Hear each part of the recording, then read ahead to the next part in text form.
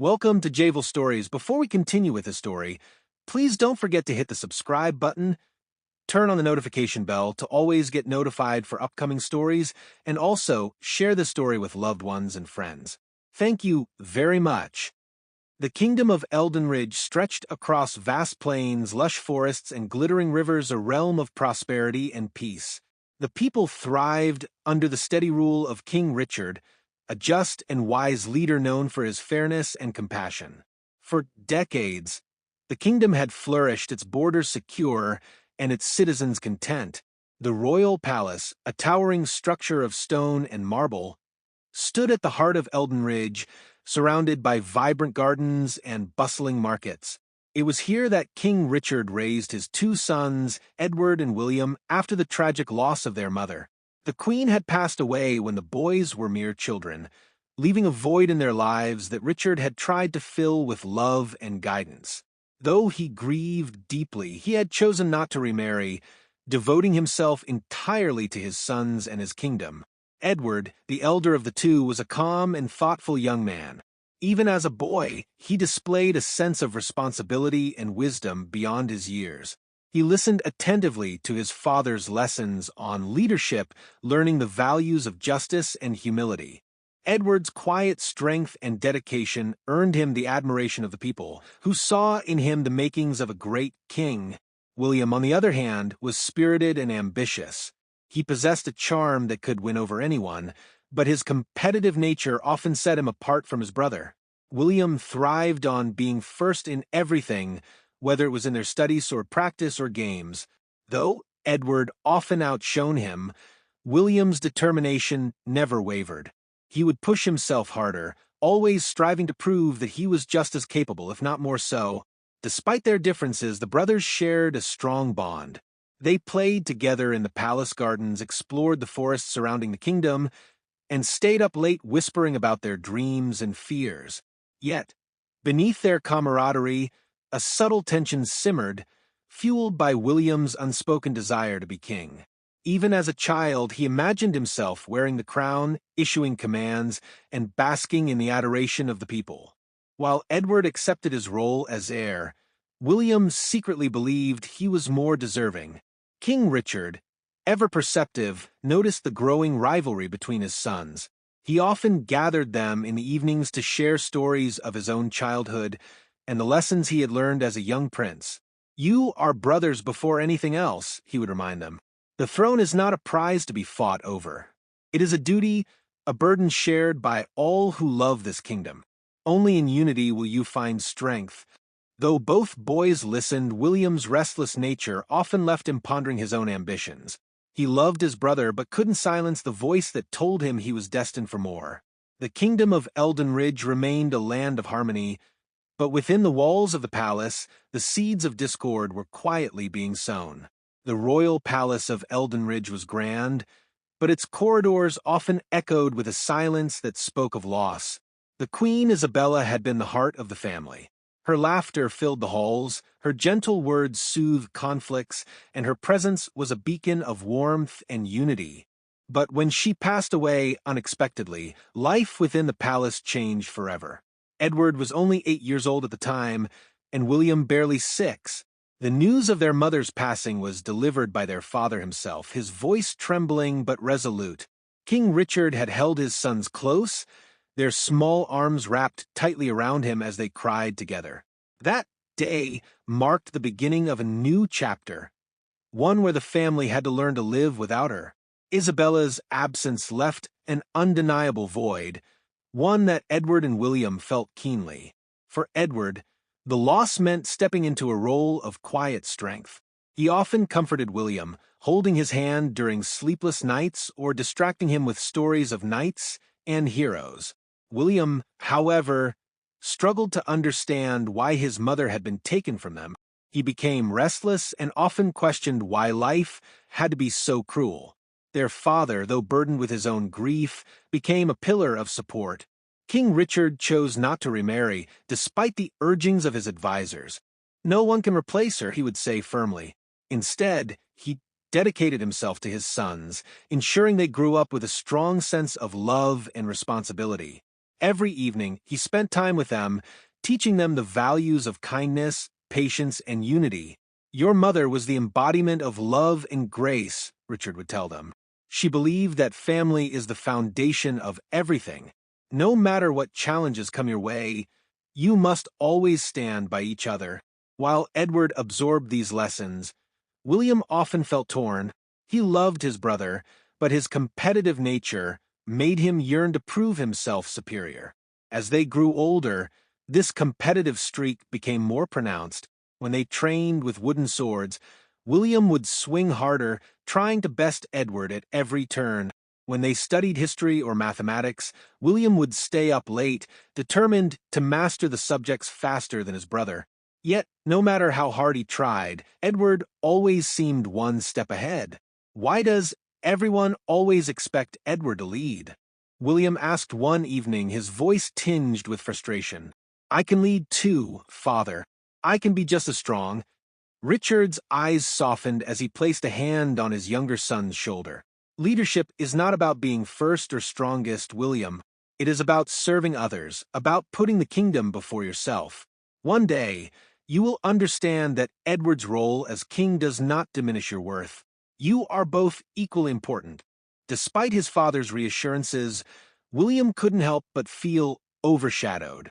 While Edward accepted the weight of the crown that would one day be his, William silently resolved that he, too, would carve out his place, no matter the cost.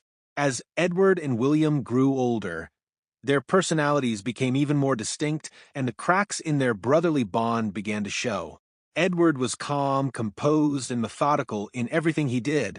Whether it was sword training, studying diplomacy, or assisting their father in court, Edward approached each task with quiet diligence. The courtiers admired his maturity, often praising him as the perfect heir to the throne. William, however, was fiery and ambitious. While Edward sought understanding and patience, William craved action and recognition. He thrived in competitions, often pushing himself to his limits to surpass his elder brother. Yet no matter how hard he tried, Edward always seemed to come out on top. In their studies, Edward grasped lessons quickly, earning the admiration of their tutors. When they sparred with swords, Edward's calm strategy often outmatched William's aggressive approach. Even in games with the other children of the court, Edward's quiet leadership drew others to him, leaving William feeling like he was constantly living in his brother's shadow. "I could have won if Edward hadn't been there," William grumbled one day after losing a sparring match. His face was flushed, his fists clenched. "Everyone always sides with him. It's like they think he's already king." Edward, overhearing his brother, approached him with a smile. "You did well, William. You're stronger than I am. One day, you'll beat me." But William pulled away. "I don't need your pity," he snapped. "One day, I'll be the one they cheer for." Their father, King Richard, noticed William's growing frustration. He often sat the boys down in the evenings, hoping to ease the tension. One such evening, as the three of them sat by the fire in the great hall, Richard shared a story from his own childhood. "When I was a young prince," Richard began, "I had a brother, your Uncle Robert. He was much like you, William, spirited, ambitious, always striving to prove himself. But he and I learned early on that the strength of a kingdom lies in unity. When we stood together, we were unstoppable. But when envy crept in, it nearly destroyed us both." William looked at his father skeptically. "But didn't you become king, father? Wasn't Uncle Robert left behind?" Richard nodded, his expression somber. "I became king, yes, but not without his support. I would not have succeeded without Robert by my side. He was my advisor, my champion, and my brother. That is what I want for the two of you." Edward nodded solemnly. "I will always need William," he said. "I can't rule alone." But William was silent, his thoughts clouded with doubt and ambition. Though he loved his brother, he couldn't shake the feeling that he was destined for more. Why should he stand in Edward's shadow when he believed he could be the one to wear the crown? That night, as Edward slept soundly, William stared out of his bedroom window, gazing at the moonlit kingdom. He imagined himself on the throne, his people cheering his name. For now, he kept his dreams hidden, but deep inside, a seed of envy had been planted, one that would grow over the years to come. In the quiet of the royal garden, Under the shade of an ancient oak tree, King Richard often gathered his sons for lessons that went beyond books or battle strategies. These moments were sacred, a time for the king to impart the wisdom he had gained over decades of ruling. For Edward and William, these sessions were a rare glimpse into their father's heart, a window into the values that had guided him as both a ruler and a man. On one such evening, as the sun dipped below the horizon, Richard gestured for his sons to sit beside him. Edward, ever dutiful, immediately complied, while William lingered, his expression reluctant but curious. The two boys, now in their teenage years, had grown into their distinct personalities, Edward calm and reflective, William restless and eager for recognition. "My sons," Richard began, his voice deep and measured, "you are the future of this kingdom. Eldenridge will depend on you, not just as individuals, but as brothers. The bond you share will determine whether this land thrives or falls." Edward nodded solemnly, his gaze fixed on his father. "I understand, father. William and I will stand together." William shifted uncomfortably. "But what if one of us is stronger, father? Shouldn't the strongest lead? I could be king, too." Richard studied his younger son, his expression softening with understanding. He had seen this competitive streak in William from a young age, a relentless drive to prove himself. While he admired the boy's ambition, he also recognized the danger of unchecked envy. "William," Richard said gently, "leadership is not about strength or ambition. It is about service. The throne is not a prize to be won, it is a burden to be borne. Edward will inherit the crown, but your role as his brother is no less important. Together, you will protect this kingdom, just as your mother and I protected you." At the mention of their mother, both boys fell silent. The loss of Queen Isabella was a wound that had never fully healed. She had been the glue that held their family together, her warmth and wisdom a guiding light. Though Richard had done his best to fill the void, her absence was felt keenly in moments like this. "Your mother believed in unity above all else," Richard continued, his voice thick with emotion. "She would want you to stand together, not as rivals, but as brothers. Promise me, both of you, that you will honor her memory by protecting each other." Edward placed a hand on William's shoulder. "I promise, father. William will always have my support." William hesitated, his jaw tightening. "I promise," he said at last, though his voice lacked conviction. Deep down, he couldn't help but feel overshadowed by Edward, the brother who seemed destined for greatness. Richard saw the flicker of doubt in William's eyes, but he chose not to press. He could only hope that his words would take root in time. For now, he leaned back against the oak tree, pulling his sons close, and whispered, "Together, you will be unstoppable. Never forget that." But as the night deepened and the stars lit up the sky, William's heart remained restless. While Edward saw unity as strength, William saw it as a chain, one that kept him from achieving the greatness he believed was his birthright. The palace at Eldenridge was a marvel of stone and artistry, its grand halls filled with paintings of past kings and queens. Among these portraits, one stood out, a depiction of King Richard and Queen Isabella seated together, the royal crown gleaming atop Richard's head. William often found himself lingering in front of this image, staring intently at the crown that represented power, leadership, and admiration. It was the crown he dreamed of wearing, even as a boy. Edward, ever the dutiful son, rarely paid much attention to the paintings. He spent his days immersed in studies or shadowing their father in court, learning the intricacies of governance.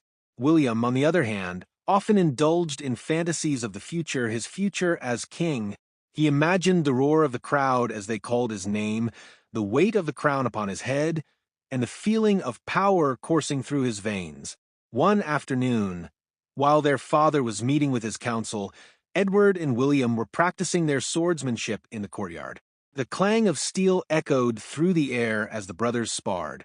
Edward, as usual, moved with precision and calm strategy, while William attacked with ferocity and energy. Despite his determination, William was quickly disarmed by Edward's calculated maneuver. Again, William demanded, retrieving his sword, his cheeks flushed with frustration as he tightened his grip on the hilt. "William," Edward said with a chuckle, "it's not about strength. You have to anticipate your opponent's moves. I don't need your advice. William snapped, his voice sharp. One day, you won't have the upper hand. Edward frowned, sensing the tension in his brother's voice. It's just practice, William. You don't have to win every time. But for William, every sparring match, every debate, every shared moment with Edward felt like a competition, a constant reminder of who was destined for the throne and who was not. Even as children, the court had treated Edward with reverence, while William often felt like an afterthought. No matter how hard he tried, Edward was always one step ahead. That evening, as the brothers sat at dinner with their father, William couldn't contain his thoughts any longer. "Father," he began, his voice hesitant but firm, "why must Edward be king? Why can't we both rule together?" Richard, who had been enjoying a quiet moment over his meal, set down his goblet and regarded his younger son thoughtfully. "William, a kingdom cannot serve two masters. The people need one voice, one leader to guide them. That is why the eldest inherits the crown. But what if I'm better suited to lead?" William pressed. "What if I could be stronger, faster, more decisive?" Edward glanced at his brother, a mixture of concern and understanding in his eyes. "William, it's not about being better. We're a team. I'll need you by my side." Richard nodded in agreement. Edward is right. The crown is not about personal glory. It is a heavy burden, one that requires sacrifice. You, William, will play a vital role as his advisor and protector. Together, you will strengthen this kingdom. But William didn't hear the reassurances. All he could see was Edward sitting taller, always the focus of their father's attention. That night, as Edward drifted off to sleep in his chambers, William stared out his window at the stars. In his heart, he knew he was destined for more than the role of a supporter. He vowed to one day prove that the crown was his rightful place. Little did he know that ambition would one day drive a wedge between the brothers that no bond could mend. Years passed, and the princes of Eldenridge grew into young men. Edward, now in his early 20s, had taken on more responsibilities under their father's guidance. King Richard, though still strong in spirit, had begun to slow with age. Edward's calm and deliberate nature made him a natural leader, and many in the court admired his wisdom and humility. Edward spent his days shadowing the king, learning the intricacies of governance. He attended council meetings, negotiated with foreign envoys, and walked among the villagers to understand their concerns. Unlike William, who often sought recognition for his efforts, Edward's approach was quiet yet impactful. He cared deeply for the people, often prioritizing their needs over his own comfort. One afternoon, as Edward accompanied his father on a tour of the kingdom, he was struck by the simplicity and struggles of the common folk. They visited a village recovering from a harsh winter where crops had failed and hunger had taken hold. While Richard spoke with the village leaders, Edward knelt beside a group of children, sharing his provisions and listening to their stories. "Why do you care so much?" William had once asked him, his tone half curious, half mocking. "They're just peasants. They'll never understand what it takes to rule a kingdom." Edward had smiled at his brother's words, his voice calm as he replied, "Because a king serves his people, William. Without them, there is no kingdom. Power isn't about taking, it's about giving." William had scoffed, brushing off the comment, but those words stayed with Edward, shaping his vision of leadership. To Edward, the throne was not a prize but a responsibility, one that demanded sacrifice and unwavering dedication. Back at the palace, Edward often worked late into the night, studying trade routes, tax reforms, and diplomatic treaties. His sense of duty impressed the council, who began looking to him for advice even before he was crowned. To them, Edward was the embodiment of a future king, a leader with a steady hand and a compassionate heart. Meanwhile, William watched from the sidelines, growing increasingly restless. Though he was equally intelligent and capable, his fiery temperament and impatience set him apart from his brother. While Edward sought knowledge and stability, William sought action and recognition. He thrived in the training grounds where his skills with a sword drew admiration, but in matters of state, he felt overlooked. William's frustration mounted as he watched Edward take on more of their father's responsibilities. The court praised Edward's every decision, while William's contributions went unnoticed. Even the villagers, who once cheered for both princes during their childhood visits, now spoke of Edward with reverence, calling him the people's king. One evening, as Edward prepared for a meeting with the council, William entered his chambers, his expression unreadable. "Do you ever tire of being perfect?" he asked, his voice laced with sarcasm. Edward looked up from his desk, surprised. "Perfect? I'm far from it, William. I make mistakes like anyone else." William smirked, leaning against the doorframe. "You wouldn't know it by the way everyone looks at you. They act like you've already been crowned." Edward set his quill down, meeting his brother's gaze. "William, this isn't a competition. Father has always said we're stronger together. I'll need you when the time comes." William said nothing, but the flicker of envy in his eyes betrayed his thoughts. Deep down, he couldn't shake the feeling that Edward's humility masked a quiet superiority, that no matter what he did, he would always be second in the eyes of the kingdom. As Edward returned to his work, William left the room, his jaw clenched. The gap between the brothers was growing wider, and though neither of them realized it yet, their paths were beginning to diverge. The days grew quieter in the kingdom of Eldenridge as King Richard's health began to falter. The once vigorous ruler, who had led his kingdom through years of prosperity, now spent more time resting in the royal chambers than overseeing affairs of state. His once commanding voice softened, and the strength in his stride faded, though his mind remained sharp. Edward, now taking on more responsibilities, found himself balancing the weight of governance with the emotional toll of watching his father's decline. He spent many evenings at his father's bedside, listening to Richard's stories of his youth, his victories, and even his regrets. These moments, though heavy with the inevitability of loss, strengthened Edward's resolve to honor his father's legacy. William, however, handled the situation differently. While he visited his father occasionally, he found the sight of Richard's frailty unsettling. He threw himself into sword practice and other physical pursuits, avoiding the royal chambers as much as possible. Deep down, he grappled with complex emotions, grief for his father's condition, and a lingering sense of frustration that the focus was shifting entirely to Edward as the heir. One quiet evening, King Richard summoned both his sons to his room. The air was heavy with the scent of medicinal herbs, and the soft light of the setting sun filtered through the windows. Edward and William knelt by his bedside, their father's pale but wise eyes observing them with a mixture of love and urgency. "My sons," Richard began, his voice steady but faint, "the time is drawing near when I must leave this world. But before I go, there is something I must say." Edward's expression was solemn, his hands clasped tightly in his lap. William, though more restless, leaned in, sensing the weight of his father's words. "You are brothers," Richard continued, his gaze moving between them. "That bond is sacred.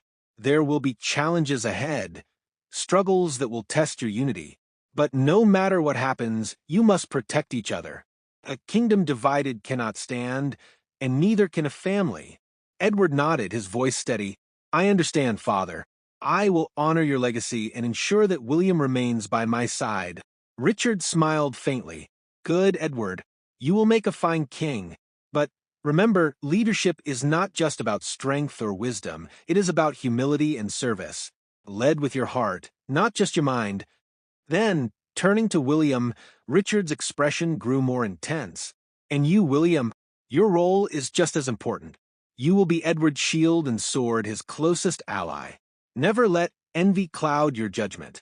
Together, you will guide this kingdom to greatness." William hesitated, his jaw tightening. "I promise, Father," he said, though his tone lacked the conviction of Edward's. Deep inside, he still wrestled with the feeling that his potential was being overlooked. Richard's gaze lingered on William, as though sensing the storm brewing within him. But he chose not to press further. "You are both my pride and joy," he said softly. "I am leaving this kingdom in capable hands." As the evening shadows deepened, the two brothers left their father's chambers, their emotions heavy. Edward felt the weight of responsibility settle firmly on his shoulders, while William's mind churned with conflicting thoughts. He loved his father and brother, but the words about unity and second roles only deepened the ache of feeling like he was meant for more. In the days that followed, Richard grew weaker. The court prepared for the inevitable, though no one dared speak of it aloud. Edward stayed by his father's side, absorbing his last bits of wisdom, while William kept his distance, retreating further into his ambitions. When the day finally came, the bells of Eldenridge tolled mournfully. King Richard, the wise and noble ruler, had passed away peacefully in his sleep. The kingdom mourned, and Edward prepared to step into the role his father had groomed him for. But as the crown began to settle on Edward's head, a storm of envy and ambition stirred quietly in William's heart, the first threads of a web that would one day unravel their bond. The air was heavy with a mix of sorrow and anticipation as the bells of Eldenridge rang across the kingdom. The morning of King Richard's passing was still fresh, but the people knew that the realm needed a new leader to guide them forward. Preparations for Edward's coronation began immediately, and the palace was transformed into a place of regal splendor, despite the grief that lingered in every corner. The great hall, where the ceremony would take place, was adorned with banners bearing the royal crest.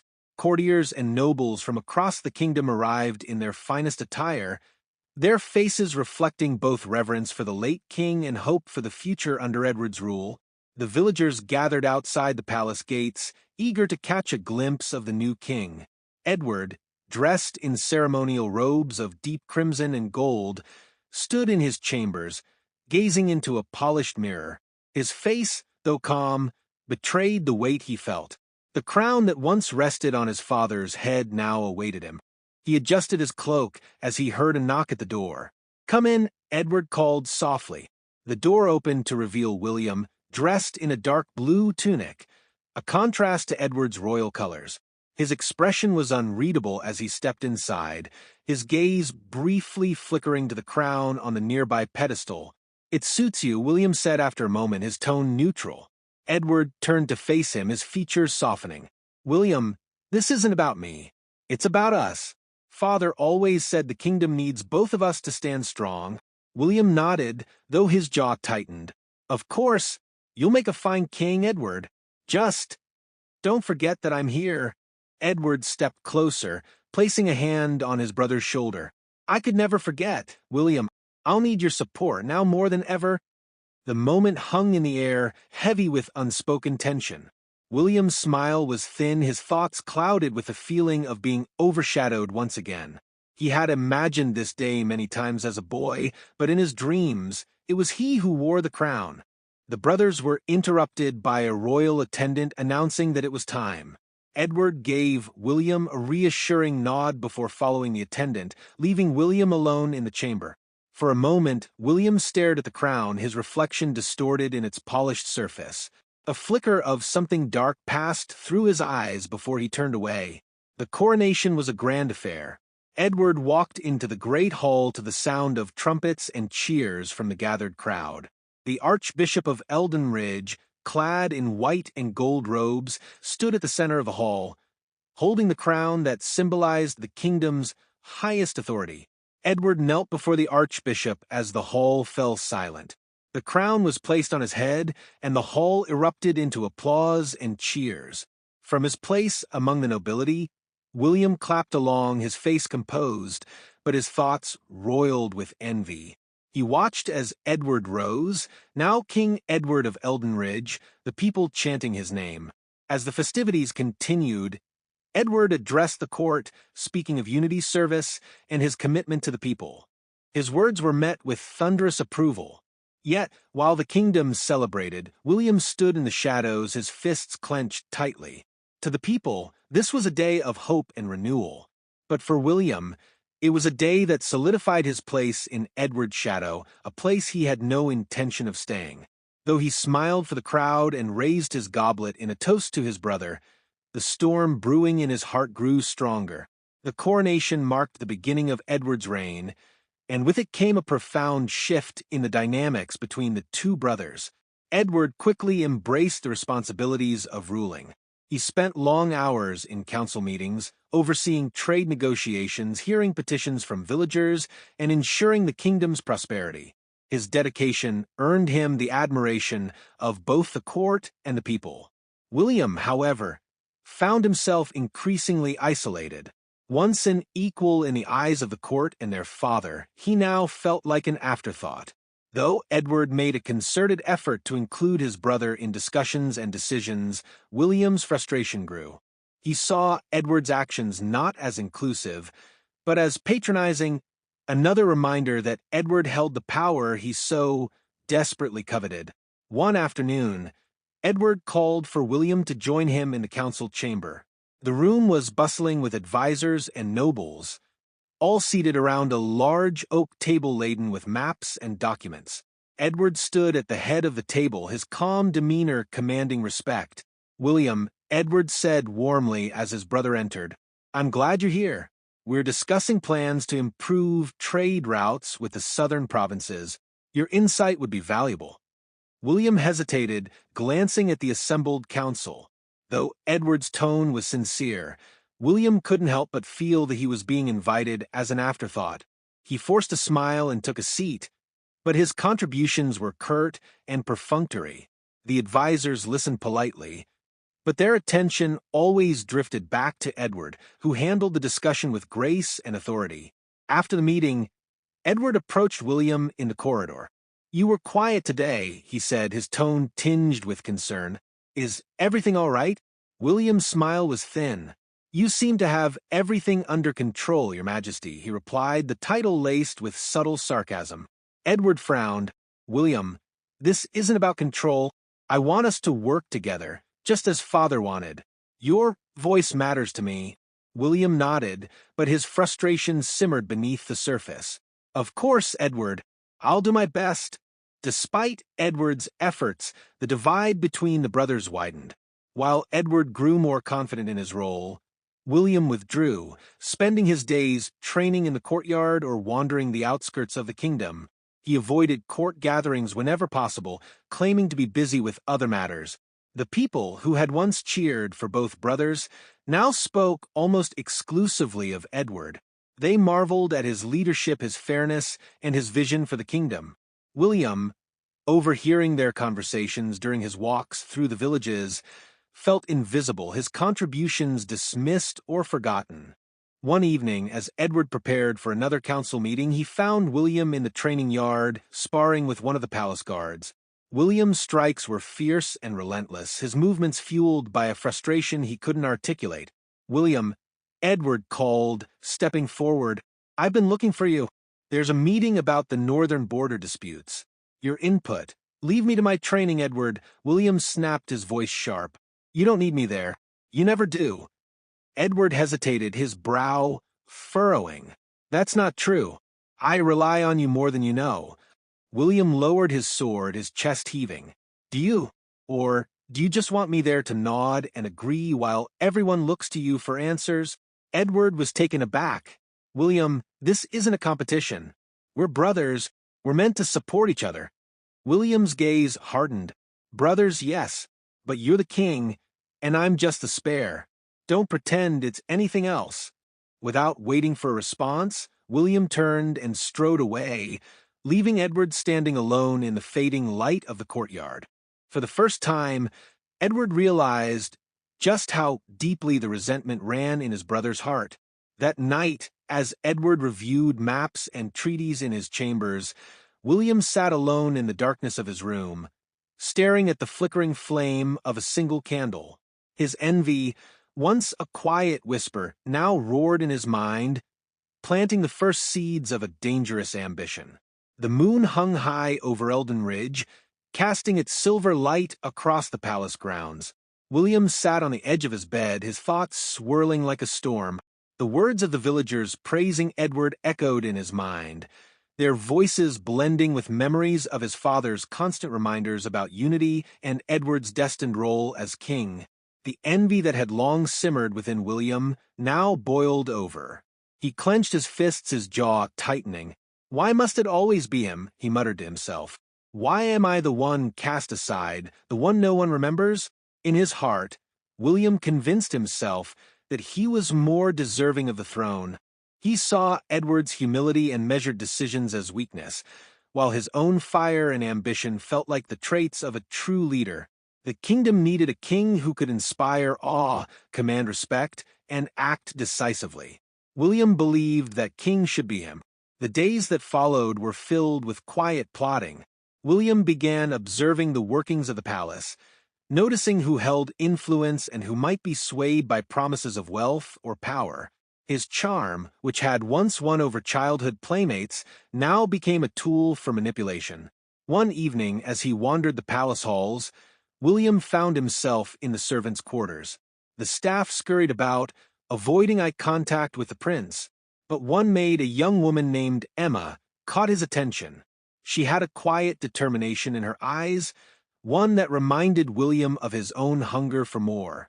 "Emma," he called, his voice warm and inviting. She stopped, bowing quickly.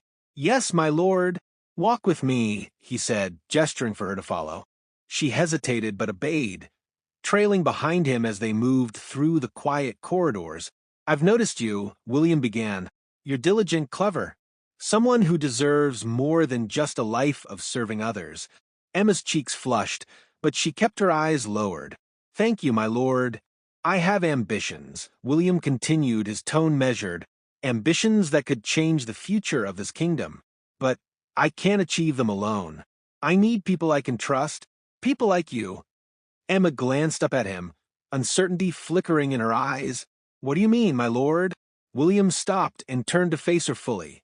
"There are changes coming, Emma, big changes, and those who stand with me will be rewarded beyond their wildest dreams. Lands, gold, a position of power, everything you've ever wanted." Her expression shifted, a mixture of curiosity and greed crossing her face. "What would you have me do, my lord?" William smiled, the warmth in his expression masking the darker intentions beneath. "Nothing for now. Just know that your loyalty will be remembered, and when the time comes, I will call upon you." Emma nodded, her hesitation melting away. "I will serve you, my lord." As she left, William felt a surge of confidence. Emma was the first step in his plan, a small piece in a larger game. Over the following weeks, he began building a quiet network of allies, disgruntled servants, guards with debts, and lesser nobles eager for a share of power. Each conversation, each promise brought him closer to his ultimate goal. But William knew that ambition alone wasn't enough. If he was to take the throne, he needed more than whispers and allies. He needed a way to remove Edward without arousing suspicion. His mind turned over the possibilities, weighing the risks and rewards. It was during one of these late-night musings that an idea struck him, a slow, calculated approach that would ensure Edward's downfall while keeping William's hands clean. Poison, a subtle, undetectable poison that would mimic illness, sapping Edward's strength until he could no longer rule. The plan was dangerous, but to William, the reward far outweighed the risk. He would bide his time, plant the seeds of his brother's demise, and claim the throne that he believed was rightfully his. As the moonlight spilled through the windows of his chambers, William leaned back in his chair, a dark smile playing on his lips. The path to the throne was clear, and he was ready to walk it, no matter the cost. The days in Eldenridge grew colder as autumn settled over the kingdom. While the people prepared for the approaching winter, a colder tension brewed within the palace walls. William, fueled by his growing ambition, began laying the groundwork for his plan to seize the throne. What had once been quiet envy now solidified into a dangerous resolve. William's first step was to study Edward's routines closely. He noticed how his brother often took meals in the royal chambers, attended only by a small circle of trusted servants. It was here that William saw his opportunity. To carry out his plan, he needed someone who had access to Edward's food and drink, someone who could carry out his orders without hesitation. His thoughts turned to Emma, the maid he had approached weeks earlier. She was diligent and loyal to the palace, but her ambition and the allure of wealth made her vulnerable. William found her one evening in the servants' hall, her hands full with a tray of linens. "Emma," William said, his voice smooth and friendly. "A moment, if you will." She set down the tray, and curtsied. "Of course, my lord." William gestured for her to follow him, leading her to a quiet corner of the palace gardens where they would not be overheard. The soft glow of lanterns illuminated his face as he spoke. "Emma, I have a task for you," he began, his tone low and conspiratorial. "It is not without risk, but the rewards will be beyond anything you could imagine." Her eyes widened, a mix of fear and intrigue flickering in her expression. "What task, my lord?" William leaned closer. "The kingdom's future depends on me, Emma. But to claim what is rightfully mine, I need your help. Edward's reign has weakened this land. His rule will only bring ruin, and I cannot allow that to happen. Do you understand?" Emma hesitated, unsure of where this was leading. "What would you have me do?" William's voice dropped to a whisper. "The king must appear to fall ill. A slow, natural decline, nothing that would arouse suspicion. You have access to his chambers, his meals. With the right ingredients, you can ensure this happens." Emma's breath caught in her throat. "You mean poison?" "Not poison," William corrected, his tone soothing. "A tincture. Something that will weaken him gradually, so that when the time comes, the council will see that the burden of leadership has taken its toll. They'll understand that the kingdom needs new strength, my strength." Emma looked away, her hands trembling. I don't know, my lord. If I'm caught, you won't be," William interrupted, his voice firm. "I will protect you, and when this is done, you'll be rewarded with more than you've ever dreamed. Goldland, freedom, your loyalty will not go unnoticed." The temptation in his words was undeniable. Emma, who had spent her life serving others, felt a flicker of possibility, of a future where she could rise above her station. After a long pause, she nodded, her voice barely audible. "I will do as you ask." William smiled, his expression triumphant. "Good. I knew I could count on you." Over the next week, William supplied Emma with a vial of the slow-acting toxin. He instructed her to administer it in small doses, mixing it into Edward's wine or broth. The poison was designed to mimic exhaustion and illness, making it nearly impossible to detect. Emma hesitated the first time she carried out her task, her hands trembling as she poured the liquid into the king's evening wine. But William's promises echoed in her mind, and she convinced herself that this was her path to a better life. At first, the effects were subtle. Edward began to feel fatigued, attributing it to the long hours spent in council meetings. He dismissed the concern of his physicians, believing that the pressures of kingship were simply wearing on him. But as the weeks passed, the poison began to take a greater toll. Edward's strength waned, his complexion grew pale, and his once vigorous energy faded. The court took notice of the king's decline, their whispers growing louder with each passing day. William, ever the dutiful brother, publicly expressed concern for Edward's health while secretly reveling in the success of his plan. Within the palace, a storm was brewing, though few realized it. The seeds of betrayal had taken root, and the kingdom of Eldenridge was unknowingly hurtling toward its darkest days. Weeks turned into months, and Edward's health continued to deteriorate.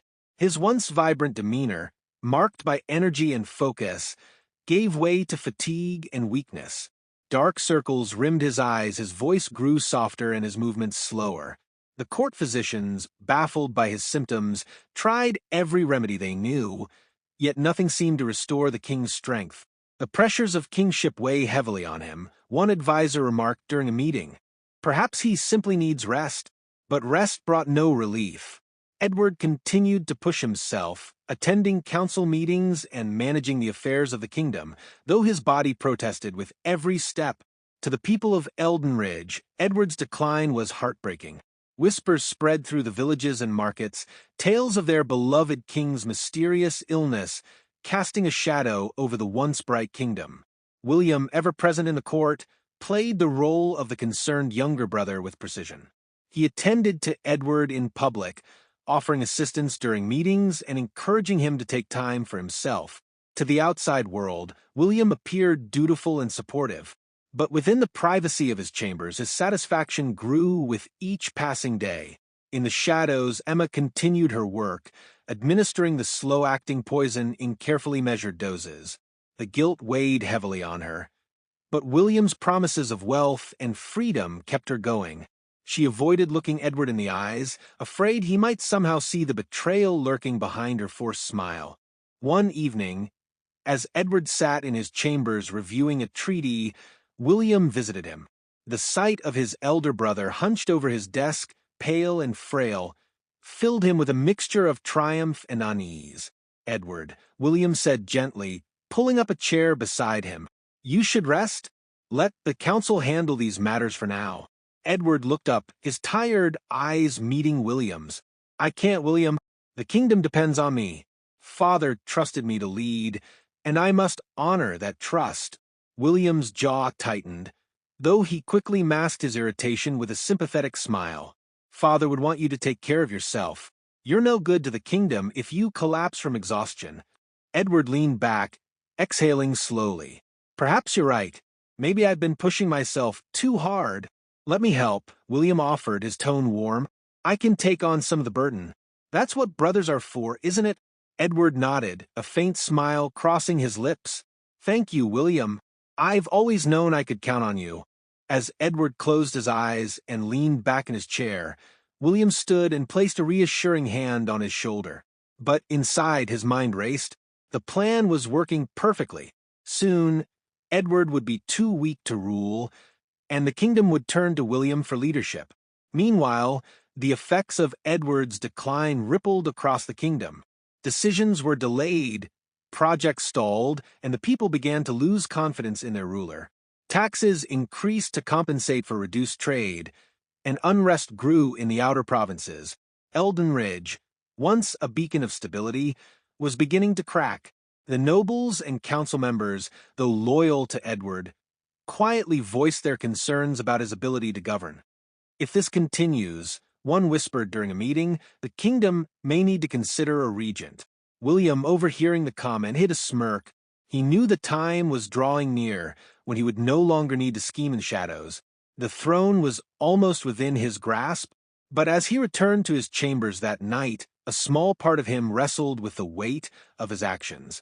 He had always believed he was meant to rule, but watching Edward's health fail, watching his brother suffer, stirred something deep within him. Was this the cost of ambition? Was the crown worth the betrayal of blood? William dismissed the thoughts, shaking his head as if to rid himself of doubt. "The kingdom needs strength," he muttered to himself. "Edward's weakness is the real betrayal." Outside the palace walls, the people of Eldenridge prayed for their king's recovery, unaware that the real danger to the throne lay not in illness, but in the ambition of the man who claimed to stand by his side. Edward's decline became undeniable. He no longer attended council meetings, instead delegating his duties to trusted advisors and, at William's insistence, allowing his brother to handle many of the kingdom's affairs. Though Edward's mind remained sharp, his body was failing. The once vibrant king who had inspired hope and strength now spent his days confined to his chambers, surrounded by physicians and attendants. The people of Eldenridge grew, restless. Rumors spread like wildfire. Some claimed the king had been cursed, others whispered that the weight of the crown had taken its toll. Many turned to the church, lighting candles and praying for their beloved monarch's recovery. But within the palace, the reality was far grimmer than the people could imagine. In the shadows, Emma continued her grim task. Each time she added the poison to Edward's meals, her hands trembled. Guilt gnawed at her, but William's promises of freedom and wealth kept her in his grasp.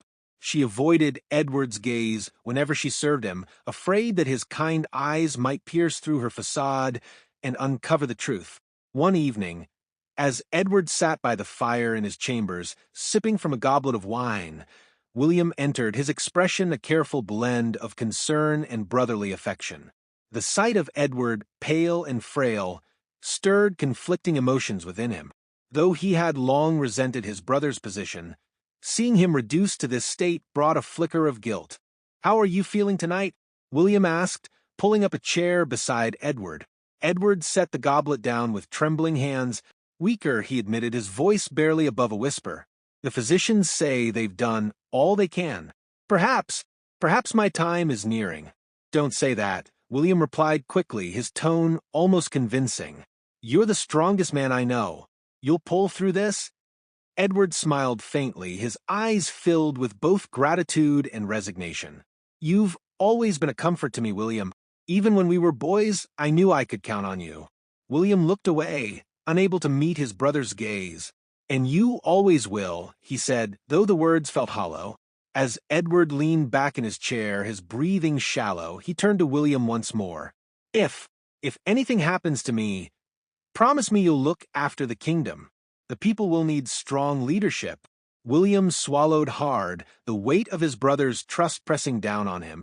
"I promise," he said, his voice steady, though his heart was anything but. Later that night, as Edward drifted into a restless sleep, William paced his chambers, wrestling with his thoughts.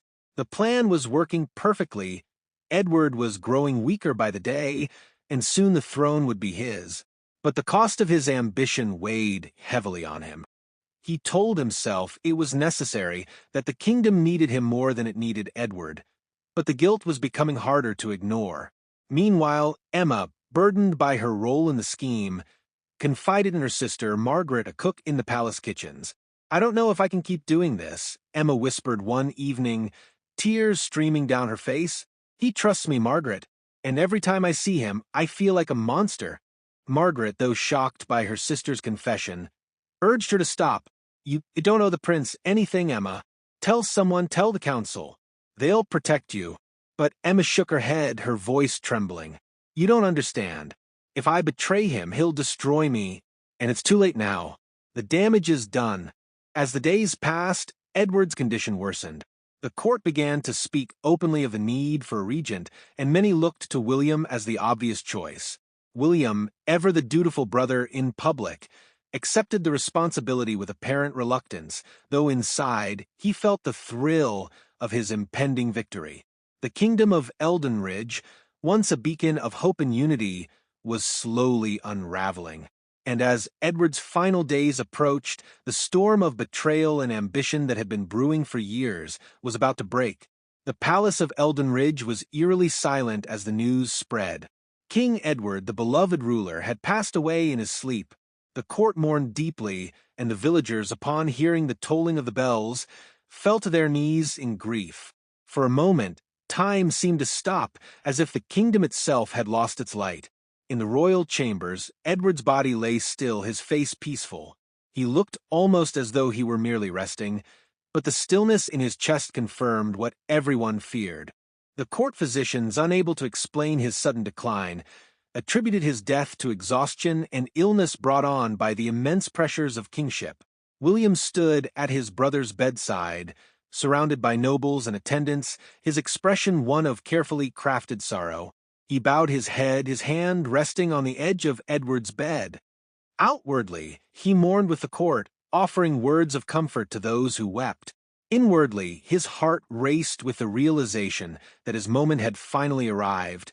"Edward was the best of us," William said softly, his voice trembling just enough to convey grief. "He ruled with wisdom and compassion. I only hope to honor his memory." The nobles, some teary-eyed, nodded in agreement. They looked to William now, as Edward had left no heirs. The younger prince, once seen as the shadow of his elder brother, was now the kingdom's only hope for leadership.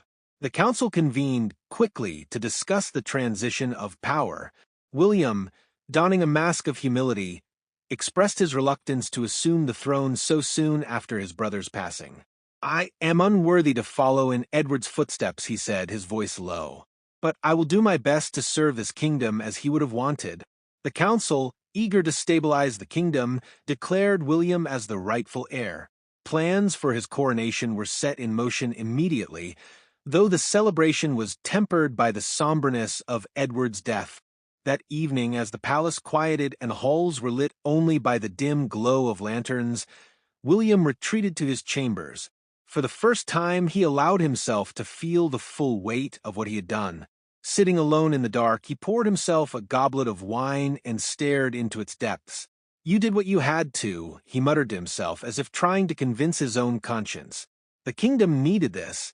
But his thoughts turned to Edward's final words, his trust, his gratitude, his plea for William to protect the kingdom. For a brief moment, guilt threatened to consume him. He pushed it aside, reminding himself that this was the price of ambition, the cost of fulfilling what he believed was his destiny.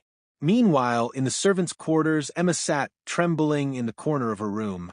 The weight of her actions bore down on her like a crushing tide. She had carried out William's orders to the letter, but the sight of Edward's lifeless body haunted her. Every time she closed her eyes, she saw his kind face, heard his gentle words of thanks when she brought him his meals.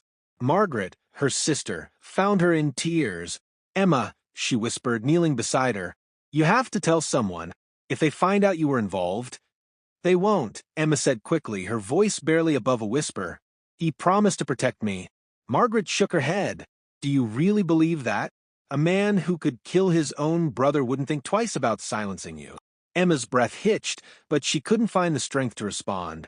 She had made her choice, and now she was trapped in the aftermath of her betrayal. The kingdom of Eldenridge began its mourning period, draped in black banners and silence. The people grieved for their fallen king, unaware of the web of deceit that had led to his death. And as William prepared for his coronation, he convinced himself that his actions had been justified. The throne was his at last, but the cost of his ambition was far greater than he realized. The day of William's coronation arrived with muted fanfare. Though the kingdom of Eldenridge celebrated its new ruler, the shadow of King Edward's recent death lingered over the festivities. Black banners still adorned the palace walls, a stark reminder of the tragedy that had paved the way for this moment. William stood before the grand hall, dressed in resplendent robes of deep crimson and gold. The crown that once belonged to his father and brother now rested in the hands of the archbishop. As the elderly man approached, murmuring the sacred words of the coronation, William's heart raced. He kept his expression solemn, his head bowed in apparent humility, but inside, triumph surged through him. The crown was placed on his head, and the hall erupted into applause. Nobles raised their goblets in toasts, and the assembled crowd chanted, "Long live King William!" To those watching, it was the beginning of a new chapter for Eldenridge. To William, it was the realization of a lifelong ambition. Yet, beneath the surface, unease simmered. Some of the nobles whispered among themselves, questioning the rapid decline of Edward and William's sudden rise. Though they dared not speak openly, a few couldn't shake the feeling that something about the new king's ascension was unnatural. William ignored the murmurs, focusing instead on the grand feast that followed the coronation. The tables in the great hall overflowed with roasted meats, fresh bread, and fine wines. Minstrels played lively tunes, and dancers spun across the marble floor. William reveled in the attention, raising his goblet high as he toasted his own reign. "To a new era for Eldenridge," he declared, "one of strength, prosperity, and glory." The nobles cheered, though their enthusiasm was not universal. Some clapped politely, while others exchanged uneasy glances. The court had grown accustomed to Edward's calm and measured leadership. William's exuberance felt jarring in comparison. After the feast, William retired to his chambers, the crown still resting on his head. He stood before a mirror, admiring his reflection. The weight of the crown felt heavier than he had anticipated, but it also brought a sense of vindication. "This is how it was always meant to be," he whispered to himself. But as the palace quieted, another voice whispered in the back of his mind, a voice that sounded like Edward's.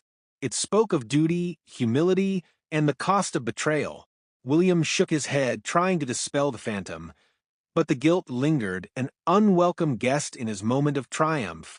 Meanwhile, in the servants' quarters, Emma sat alone, her hands trembling as she clutched a piece of parchment. It was a letter from Margaret, warning her to leave the palace before it was too late. "You think he'll protect you," the letter read, "but you know too much. He won't risk letting you live." Emma stared at the words, her mind racing. She had played her part in William's rise, but now she feared she would pay the ultimate price for her involvement. The new king might have promised her wealth and safety, but his actions had shown her the lengths he was willing to go to secure his throne. As the moon rose over Eldenridge, casting its pale light on the palace, two individuals wrestled with the consequences of their ambition. William, now king, felt the crown pressing down on him like a weight he couldn't shake, and Emma, the maid who had helped him reach that throne, wondered how long she had before her role in this dark tale caught up with her. The days following William's coronation marked the beginning of a new chapter for Eldenridge, though not the one many had hoped for. While King Edward's reign had been defined by balance and compassion, William's rule quickly took on a different tone, one of excess and indulgence. In the early days of his kingship, William appeared eager to fulfill his brother's vision. He attended council meetings, addressed the kingdom's lingering issues, and made promises of prosperity and reform. But those moments of focus were fleeting, as his true desires soon overshadowed his responsibilities. The throne, which had once seemed a symbol of power and purpose, now served as a platform for his unbridled ambition. Lavish feasts became a regular occurrence in the palace, draining the treasury at an alarming rate. Nobles were invited to these grand events, where tables groaned under the weight of exotic meats, fine wines, and decadent desserts. Minstrels and performers entertained late into the night, and William basked in the attention of his courtiers and guests. The people, however, began to feel the effects of their king's extravagance. Taxes were raised to fund his opulent lifestyle, and the burden fell hardest on the villagers and farmers who had little to spare. Grumblings of discontent began to echo through the kingdom, though few dared to voice their concerns openly. His Majesty has a generous spirit, the nobles would say, though their words were often tinged with sarcasm. In private, they worried about the kingdom's future. The coffers that Edward had filled with careful planning were rapidly emptying under William's reckless spending. Beyond his love of feasts and celebrations, William indulged in other excesses as well. His court became a revolving door of mistresses and companions, each more dazzling than the last. While Edward had carried himself with dignity and decorum, William's pursuits of pleasure and entertainment left little room for the responsibilities of leadership. The council, once a respected body of advisors, found themselves sidelined. Their warnings about the kingdom's finances and rising unrest were dismissed or ignored. The people need to see their king thriving, William would say with a smile. It inspires confidence. But it was not confidence the people felt. It was resentment. In the shadows of the palace, Emma watched these developments with growing unease. Though William had promised her wealth and safety, her reward had yet to materialize. She continued to serve as a maid, her every movement shadowed by fear. She knew too much about Edward's death, about the poison, about William's ambitions, and she began to suspect that her position was far from secure. One evening, as she walked through the dimly lit corridors of the palace, she overheard two guards speaking in hushed tones. "The king's been asking questions about the servants," one said, "particularly the ones who attended to Edward." Emma's blood ran cold. She hurried back to her quarters, her heart pounding in her chest. She had hoped that her role in William's scheme would protect her, but now it seemed her loyalty was being rewarded with suspicion. Margaret's words echoed in her mind, "He won't risk letting you live." Meanwhile, the discontent among the villagers began to grow. Fields were left untended as farmers protested the rising taxes. Merchants struggled to keep their businesses afloat as the king's demands for gold drained the economy. Eldenridge, once a beacon of prosperity, was slowly unraveling. And yet, William remained blind to the consequences of his actions. Surrounded by sycophants and flatterers, he continued to revel in his newfound power, convinced that he was leading the kingdom into a new era of greatness. But as the unrest grew louder and the kingdom's foundations began to crack, the storm that had been brewing in the shadows drew closer. And when it arrived, it would threaten to bring down everything William had fought to build. The palace of Eldenridge, though grand and opulent, had become a place of dread for Emma. Each day, she moved through the corridors with measured steps, keeping her head down and avoiding the gaze of the guards and courtiers. Fear clung to her like a second skin, for she knew the dark secret that could destroy the new king and her along with him. William's rule had grown increasingly reckless, and his paranoia was rising. Though outwardly he displayed confidence and charm, behind closed doors he was haunted by the thought that his rise to power could unravel. He had begun questioning those closest to Edward during his final days, his suspicions settling heavily on the servants who attended to the late king. Emma was among them. One evening, as she prepared a tray for the new king's supper, she heard footsteps behind her. Turning, she saw 2 guards, their expressions stern. "His Majesty wishes to speak with you," one of them said, his tone devoid of warmth. Her heart raced as she followed them through the palace, clutching the tray tightly to steady her trembling hands. The walk to the throne room felt like a march to her doom. When she entered, William sat on the grand chair, his expression unreadable. The room was empty save for the guards stationed at the doors. "Emma," William said, his voice smooth but laced with something ominous. "You've served this palace well, haven't you?"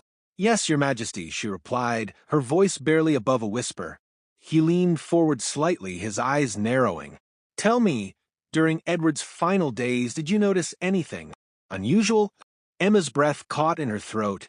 She had anticipated this moment, but now that it was here, the weight of it threatened to crush her. "No, Your Majesty," she lied, forcing her voice to remain steady. "The late king's illness seemed natural to me." William studied her for a moment, his piercing gaze making her feel as though he could see straight into her soul.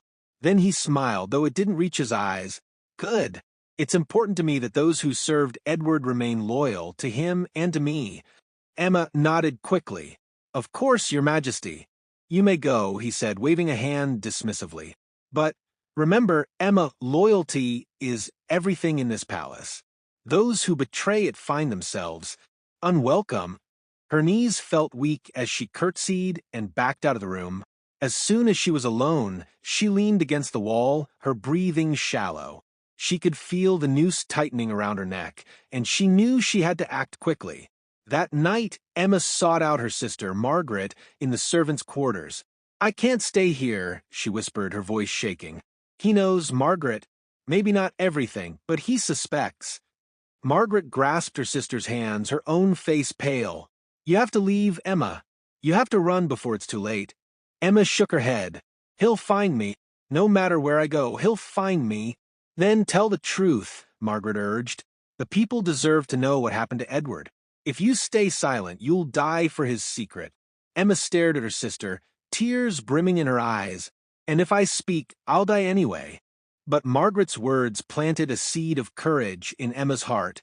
That night, she wrote a letter detailing everything she had done, how William had manipulated her, the poison she had administered to Edward, and the promises that had driven her to betrayal.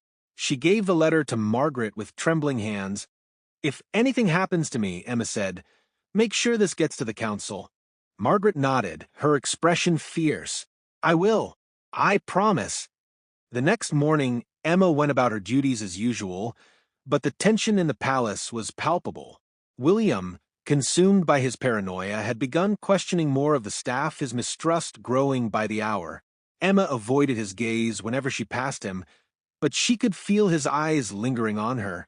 As the kingdom outside the palace simmered with discontent, inside its walls, a storm was brewing, a storm that threatened to reveal the truth and bring William's fragile reign crashing down. The unrest outside the palace walls grew louder with each passing day.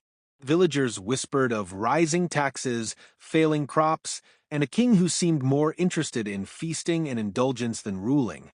Inside the palace, tension simmered, with William's paranoia casting a shadow over every corner.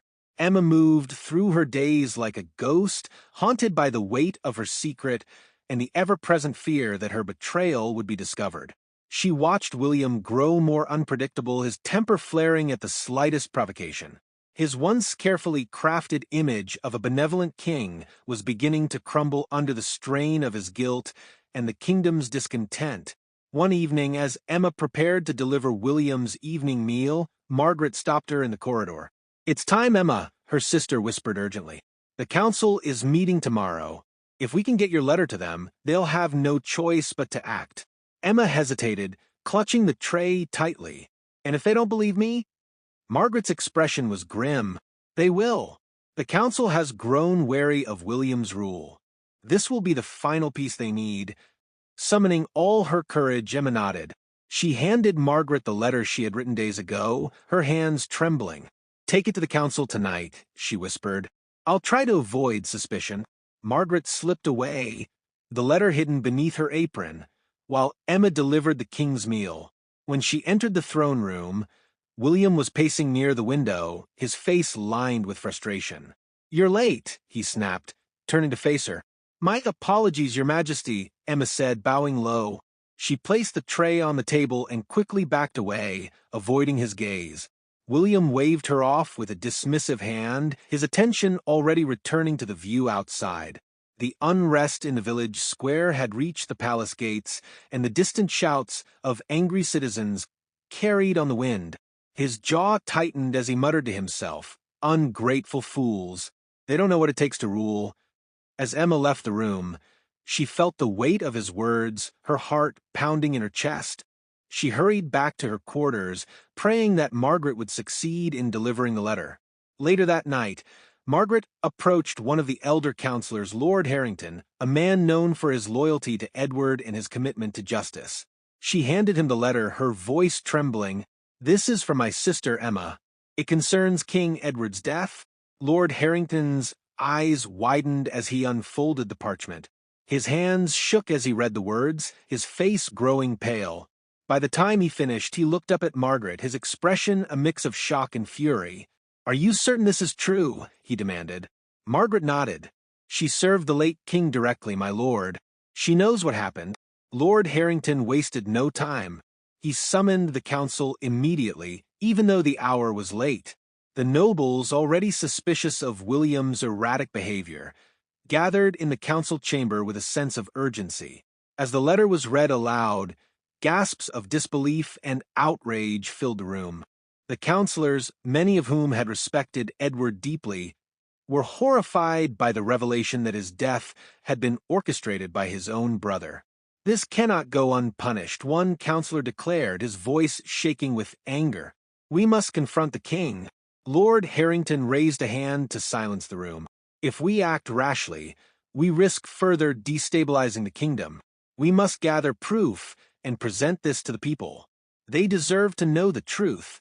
The next morning, whispers began to circulate among the palace staff. Emma noticed the way the guards watched her more closely, their eyes sharp and questioning.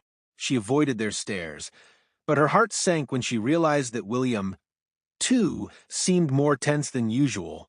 By mid-afternoon, word of the council's meeting reached William. One of his informants, a noble loyal to him, rushed to his chambers. "Your Majesty, the council has received a letter implicating you in King Edward's death. They are gathering evidence." William's face darkened, his hand clenching the armrest of his throne. "Who delivered the letter?" "A maid, Your Majesty. Her name is Emma." The blood drained from William's face, and a cold rage filled his chest. "Find her," he hissed, "and bring her to me." As the guards spread through the palace in search of Emma, Margaret intercepted her sister in the servants' quarters. "They know Emma. You have to leave now." Emma's breath hitched, her hands shaking. "Where can I go?" "They'll find me." "Go to the village," Margaret urged. "Find shelter with someone who will protect you. I'll cover for you as long as I can." With no other choice, Emma fled the palace, her heart pounding as she slipped through the servants' gate and into the bustling streets. She knew that her life now hung by a thread, but she also knew that the truth was finally out. As the council prepared to confront William, the villagers began to hear rumors of his involvement in Edward's death. What began as murmurs of discontent quickly grew into full-blown outrage. The people who had once celebrated William's coronation now gathered in the square, demanding answers. Inside the palace, William's carefully constructed world was beginning to crumble. The betrayal he had tried so hard to hide was now a storm threatening to consume him. The storm that had long been brewing in the kingdom of Eldenridge finally erupted. By dawn, the palace was abuzz with tension. Whispers of the council's secret meeting and the letter revealing William's betrayal had spread like wildfire. Outside the gates, Villagers gathered in growing numbers, their voices rising in anger. What had once been quiet discontent now boiled over into open outrage. Inside the palace, William paced in his chambers, his composure unraveling. His informant's words replayed in his mind. The council has received a letter implicating you in King Edward's death. He clenched his fists, his thoughts a chaotic swirl of anger and desperation. "Where is Emma?" he growled, turning to the captain of his guard. The captain bowed low, his face pale. "She has fled, Your Majesty. We found her quarters empty." William slammed his fist onto the table, the sound echoing through the room. "Find her. Search the village, the countryside, everywhere. She cannot escape me." The guards scrambled to obey, but William knew that the damage was already done. The council had the letter, and the people were growing restless. He needed to act swiftly to regain control. By midday, the council convened in the throne room, their faces grim. Lord Harrington, holding Emma's letter in his hand, stepped forward. The tension in the air was palpable as the nobles gathered, their murmurs of discontent filling the grand hall. William entered, his expression carefully composed. He took his seat on the throne, his gaze cold as he surveyed the room. "Why have you summoned me?" he demanded, his voice sharp. Lord Harrington stepped forward, his voice steady despite the king's intimidating presence. "Your Majesty, grave accusations have come to light." This letter, he held it up for all to see, details a plot to poison King Edward, orchestrated by you. The room fell silent, the weight of the accusation settling heavily over the gathered nobles. William's jaw tightened, but he maintained his composure. "And who is the source of this so-called evidence?" "A maid named Emma," Harrington replied. "She served King Edward during his final days and has confessed to administering the poison under your orders." William scoffed, leaning back in his chair. "A servant's word against her king? Are we truly giving credence to the ramblings of a frightened maid?" Harrington's eyes narrowed. "This is no mere accusation, Your Majesty. The details in this letter align with the timeline of King Edward's illness. The council has already begun verifying the claims, and the people demand answers." The murmurs grew louder as the councillors exchanged uneasy glances. Some looked at William with suspicion, while others appeared uncertain, caught between loyalty to the crown and their duty to the kingdom. "You dare question my loyalty to this kingdom?" William bellowed, rising from his throne. "Everything I've done has been for Eldenridge." "Was poisoning your own brother for Eldenridge?"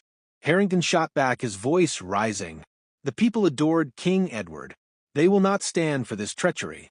The tension in the room reached its breaking point. William's carefully constructed facade of control was crumbling before him, and he could feel the balance of power slipping away. Outside the palace, the crowd had swelled to hundreds. Villagers, farmers, and merchants gathered in the square, their voices echoing through the streets. Word of the accusations against William had spread, and the people, who had long suffered under his heavy taxes and reckless spending, were now calling for justice. "Down with the king," someone shouted, and the cry was quickly taken up by the crowd. The guards at the palace gates exchanged nervous glances. Though they were sworn to protect the king, the sheer number of angry citizens was overwhelming. Some began to question their loyalties, remembering the kind and just rule of Edward compared to the chaos of William's reign. As the council's confrontation grew more heated, William realized that he was losing his grip on power. Desperation clouded his judgment, and he turned to the council with a sinister smile. "You think the people will side with you over their king? I am the law in Eldenridge. I will not be judged by traitors." With a snap of his fingers, guards loyal to William stormed into the room, their weapons drawn. The councillors froze, their expressions shifting from outrage to fear. "Arrest them," William ordered, his voice cold and commanding. "All of them." The guards hesitated, their eyes flickering between William and the council. For a moment, it seemed as though his authority might hold. But then, a voice rang out from the back of the room. "Enough!" The doors to the throne room burst open, and Lord Harrington strode in, flanked by a group of armed villagers and defected palace guards. The sight of the united front sent a ripple of shock through the room.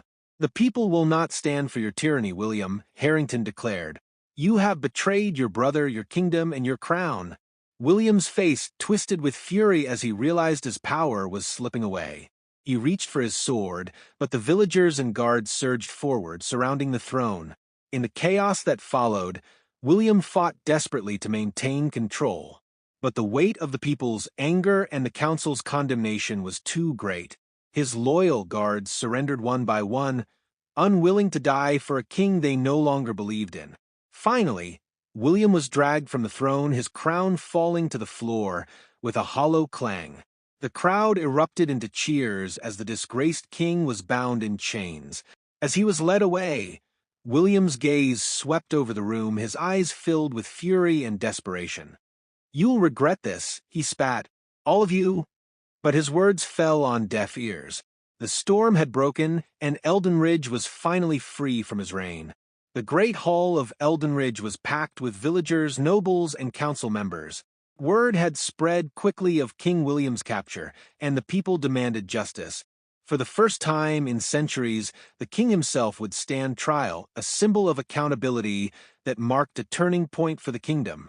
William, now stripped of his royal robes and clad in plain garments, was brought before the council. Chains bound his wrists, and his face bore the weariness of a man who had lost everything. His defiant glare swept across the room, but the weight of the crowd's condemnation pressed heavily upon him. Lord Harrington, acting as the lead prosecutor, stood before the assembly.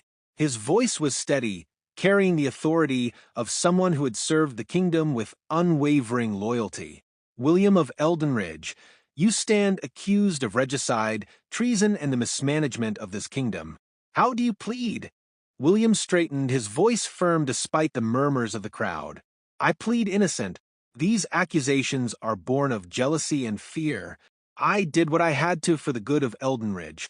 Harrington raised a hand to silence the whispers that rippled through the room. "The good of Eldenridge?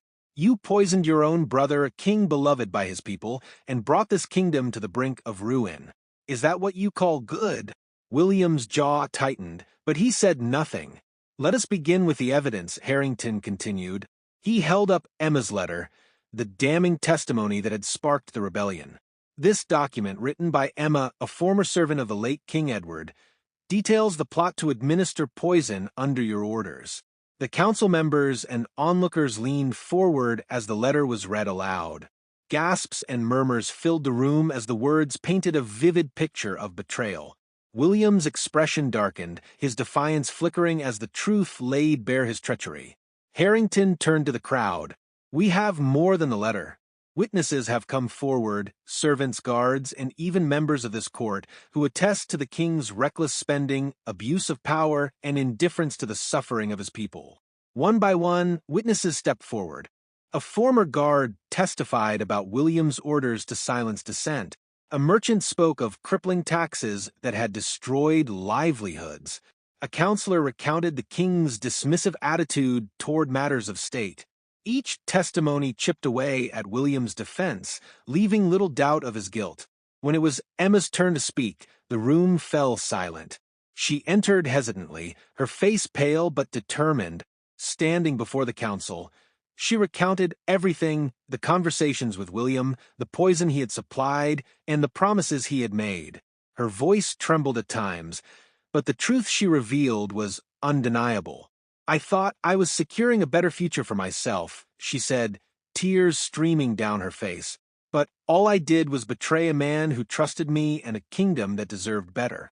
William's face twisted in anger. "Lies!" he shouted, his voice echoing through the hall. "She's lying to save herself." But the council was unmoved. Harrington turned back to William, his expression stern. "You had every chance to lead this kingdom with honor, but you chose ambition over duty. Do you deny any of the evidence presented here today?" William's silence was damning. After hours of deliberation, the council returned with their verdict. Harrington stepped forward, his voice resonating through the hall. "William of Eldenridge, you have been found guilty of regicide, treason, and the mismanagement of this kingdom. For your crimes, you are hereby sentenced to death. The people of Eldenridge shall witness the justice they deserve. The crowd erupted into cheers and cries of relief. The kingdom, long burdened by William's reign, could finally see a path to healing. William stood motionless, his defiance replaced by a heavy resignation. The weight of his actions had caught up with him, and the crown he had so desperately desired had become his undoing. The following day, the execution was carried out in the village square. The people gathered in silence, watching as the former king was led to the gallows. William's once proud demeanor had crumbled, his shoulders slumped under the weight of his guilt and shame. As the noose was placed around his neck, he scanned the crowd, his eyes filled with bitterness. "This kingdom will fall without me," he spat. "You'll see." But the people remained silent, their faces resolute. Justice had been served, and Eldenridge would finally begin to heal. When the platform fell and the crowd dispersed, the kingdom felt a sense of closure. The storm that had plagued Eldenridge was over, and the memory of Edward's just and compassionate rule became a guiding light for the future. The execution of William marked the end of a dark chapter in Eldenridge's history. The villagers returned to their homes, the nobles to their estates, each carrying a mix of relief and sorrow. The man who had betrayed his brother and driven the kingdom to the brink of ruin was gone, but the wounds he left behind would take time to heal. The council, led by Lord Harrington, immediately began the arduous task of restoring order to the kingdom. Without a ruling monarch, they worked collectively to stabilize the treasury, lower taxes, and rebuild trust with the people. Eldenridge had always prided itself on unity, and now, more than ever, it needed to come together. The villagers, who had suffered the most under William's reign, began to feel the first signs of hope. Fields were tended again, markets bustled with activity, and the heavy weight of fear lifted from the streets. Though the scars of betrayal lingered, the people took solace in the fact that justice had prevailed. Emma, however, found no such solace. Though her testimony had been instrumental in bringing William to justice, the guilt of her actions haunted her. She had left the palace under the protection of the council, who ensured her safety from any lingering loyalists to William's cause. Margaret remained by her side, offering what comfort she could. "You did the right thing in the end," Margaret said one evening as they sat in a small cottage provided by the council. Emma shook her head, tears streaming down her face. "It doesn't erase what I've done. Edward trusted me, and I betrayed him." Margaret placed a hand on her sister's shoulder. "You helped end William's tyranny. The people are free because of you. That has to count for something." Emma nodded weakly, but the burden of her guilt remained. Meanwhile, in the palace, Edward's memory was honored in every corner. His name was spoken with reverence, and his portrait was placed prominently in the Great Hall, a reminder of what true leadership looked like. The people whispered stories of his kindness and wisdom, ensuring that his legacy would endure for generations. The council eventually decided that a new monarch would not be crowned immediately. Instead, a regency was established, led by Lord Harrington and a coalition of trusted advisors. They believed the kingdom needed time to recover, to rebuild the trust that had been shattered by William's reign. Months turned into years, and Eldenridge began to thrive once more. The lessons of the past were etched into the hearts of its people, serving as a reminder of the dangers of unchecked ambition and betrayal. The story of the two brothers, Edward and William, became a cautionary tale, told to children in the villages and recounted in the courts. As the seasons changed, so did the kingdom. Though the pain of the past could never be erased, Eldenridge found its way forward, guided by the memory of a king who had ruled with love and the resilience of a people determined to never let such darkness take hold again. Years passed, and the kingdom of Eldenridge began to flourish once again. The scars of William's betrayal and reckless rule slowly faded as the people worked tirelessly to rebuild their lives. The council's regency proved to be a stabilizing force, ensuring that fairness and accountability became cornerstones of governance. Lord Harrington, though aged and weary from years of service, continued to lead the council with wisdom and determination. Under his guidance, trade routes were reopened, Taxes were restructured to alleviate the burden on the villagers, and the kingdom's depleted treasury began to recover. The villagers, once downtrodden and distrustful, found their faith in leadership gradually restored. Emma, now living a quiet life in a small village far from the palace, carried her guilt like a shadow. Though the council had pardoned her for her role in Edward's death, she struggled to forgive herself. She avoided the bustling market squares and the lively village gatherings, preferring the solitude of her home, where she spent her days tending to a small garden and writing letters she would never send. One such day, Margaret visited her sister, bringing fresh bread and news from the capital. "They're finally speaking of crowning a new monarch," Margaret said as she set the bread on the table. Emma looked up from her seat by the window, her expression weary. "Who will it be?" Margaret shrugged. "The council hasn't decided. Some say a distant cousin of the royal family may be called upon, but others believe they might establish a new line entirely." Emma nodded absently. The thought of a new king or queen filled her with a strange mixture of hope and sadness. Edward's absence was still keenly felt, and no ruler could ever truly replace him. Meanwhile, back in the capital, the council deliberated over the future of the monarchy. Many argued for the restoration of the royal bloodline, citing the importance of tradition, but others proposed a new system of governance, one that would ensure no single individual could wield unchecked power again. The people, too, voiced their opinions. They gathered in the town squares and markets, debating what would be best for Eldenridge. For the first time, their voices carried weight, and the council took great care to listen. As the discussions continued, the kingdom saw a remarkable shift.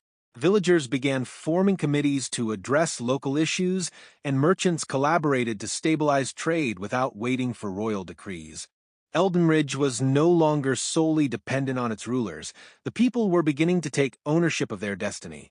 In time, the council announced its decision: a constitutional monarchy would be established. A distant cousin of Edward and William's, a young and compassionate noble named Eleanor, was chosen to ascend the throne. Eleanor was known for her intellect and fairness, and she readily agreed to rule under the guidance of the council and within the framework of the new system. Her coronation was a modest affair, reflecting the kingdom's renewed values of humility and service. As she stood before the people, her voice rang clear and strong. "I am not here to rule over you, but to serve alongside you. Together, we will ensure that the darkness of the past never returns." The people cheered, their voices filled with hope. For the first time in years, Eldenridge felt whole again. Emma, hearing of Eleanor's coronation from Margaret, allowed herself a small smile. She still carried the weight of her choices, but knowing that the kingdom had found its way forward brought her a measure of peace. As the sun set over the fields and villages of Eldenridge, the kingdom stood as a testament to resilience and unity. The story of Edward and William became not just a cautionary tale, but a symbol of the strength that comes from facing the truth and choosing a better path. And though the pain of the past could never be fully erased, Eldenridge thrived, shining brighter than ever before. As Eldenridge flourished under Queen Eleanor's leadership, the kingdom's newfound harmony became a source of pride for its people. The lessons of the past, deeply etched into the hearts of the villagers and nobles alike, shaped the governance and the culture of the realm. Eldenridge had transformed, not just in its systems but in its very spirit. Eleanor's reign was marked by reforms aimed at preventing the abuses of power that had plagued the kingdom under William. The council maintained a prominent role in decision-making, ensuring that no monarch could act without their consent. This balance of power brought stability, and the people felt their voices were heard in a way they never had before. The story of Edward and William became a tale recited in schools and homes, not just as a warning but as a lesson in the importance of humility, unity, and justice. Plays were written about the brothers, and songs were sung of Edward's wisdom and William's downfall. Over time, the pain of the past was reframed as a story of resilience, reminder of what the kingdom had overcome. In the village where Emma lived, life was simpler but not without its struggles. She continued her quiet existence, avoiding attention and keeping to herself. Margaret often encouraged her to visit the town square or attend village gatherings, but Emma rarely did. Her guilt remained a heavy burden, and though the kingdom had moved forward, she found it difficult to forgive herself. One spring morning, a messenger arrived at Emma's cottage with a letter bearing the royal seal. She hesitated as she broke the seal, her hands trembling. The letter was brief, but carried a weight of significance. Queen Eleanor had invited Emma to the palace, requesting her presence for a private audience. What could she want? Emma asked Margaret later that day, her voice laced with apprehension. Margaret placed a reassuring hand on her shoulder. Perhaps she wishes to thank you. Without your testimony, the truth about William might never have come to light. Emma shook her head. Or she wishes to confront me for my part in Edward's death. Despite her fears, Emma traveled to the palace a week later. The journey brought back memories of her time there, both good and bad. As she approached the gates, she felt a mix of dread and longing. The guards escorted her to the throne room, where Eleanor awaited her. The young queen greeted Emma with kindness, her gaze warm and understanding. "Emma," she began, gesturing for her to sit, "you played a difficult role in the events that shaped our kingdom. I wanted to meet you, not to condemn you, but to understand you." Emma sat cautiously, her hands clasped tightly in her lap. "Your Majesty, I have no excuse for what I did. I was weak, and I allowed ambition to cloud my judgment." Eleanor studied her for a moment before responding. "Weakness is a part of being human, Emma. What matters is what we do with the lessons we've learned. You made a terrible mistake, but you also risked everything to reveal the truth. For that, the kingdom owes you gratitude." Tears welled in Emma's eyes. "I don't feel deserving of gratitude, Your Majesty. I betrayed someone who trusted me." Eleanor leaned forward, her expression gentle. "Edward's legacy lives on because of your courage. The people of Eldenridge are free because you chose to speak out. That is no small thing." The queen's words offered Emma a small measure of solace, though the guilt in her heart remained. Before she left, Eleanor gave her a gift, a pendant bearing the royal crest. "This is a symbol of forgiveness, Emma. Wear it as a reminder that even in darkness, redemption is possible." As Emma returned to her village, she felt a newfound sense of purpose. Though she could never undo the past, she resolved to spend her days helping others, using her story to teach forgiveness and the importance of integrity. Over time, the villagers came to respect her for her quiet strength and kindness, and Emma slowly began to heal. In the years that followed, Eldenridge grew into a beacon of hope and resilience. Under Queen Eleanor's rule, the kingdom became a place where justice and compassion thrived, and the lessons of the past ensured that the mistakes of one brother would never be repeated. Though Edward and William were gone, their story lived on, a guiding light for generations to come. As the years passed, Queen Eleanor's reign brought stability and prosperity to Eldenridge. The lessons of the kingdom's turbulent past continued to guide its people, shaping a future built on fairness and unity.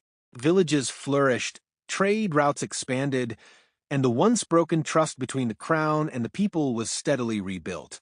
Emma's life, too, found a quieter rhythm. Though the guilt of her actions never entirely left her, the queen's kindness and the support of her sister gave her a sense of redemption. Emma devoted herself to helping others in her village, teaching the children to read and write, and sharing stories that emphasized the importance of honesty and accountability. Her small acts of service slowly reshaped how the villagers saw her. What once had been whispers of suspicion and disdain turned to gratitude and respect. Emma became known as a quiet but wise woman who understood the weight of difficult choices and the value of integrity.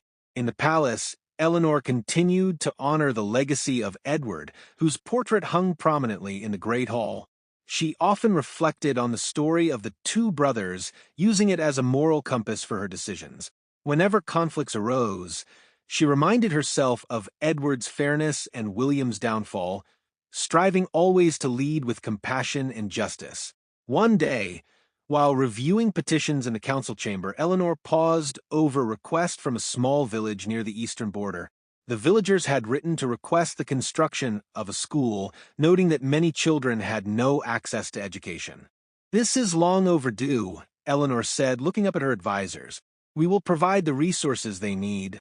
Lord Harrington, though older now and slower in his movements, smiled approvingly. "A wise decision, Your Majesty. Education ensures that the lessons of the past are never forgotten." Eleanor nodded, her thoughts turning to Emma. That evening, she summoned a scribe to draft a letter. A week later, Emma received the Queen's letter requesting her presence at the school's opening ceremony. Though apprehensive, Emma agreed, seeing it as a chance to give back in a meaningful way. When the day came, she stood before the gathered villagers, her heart pounding as Eleanor introduced her. "This woman," Eleanor said, her voice clear and steady, "reminds us that even those who falter can find the courage to rise again.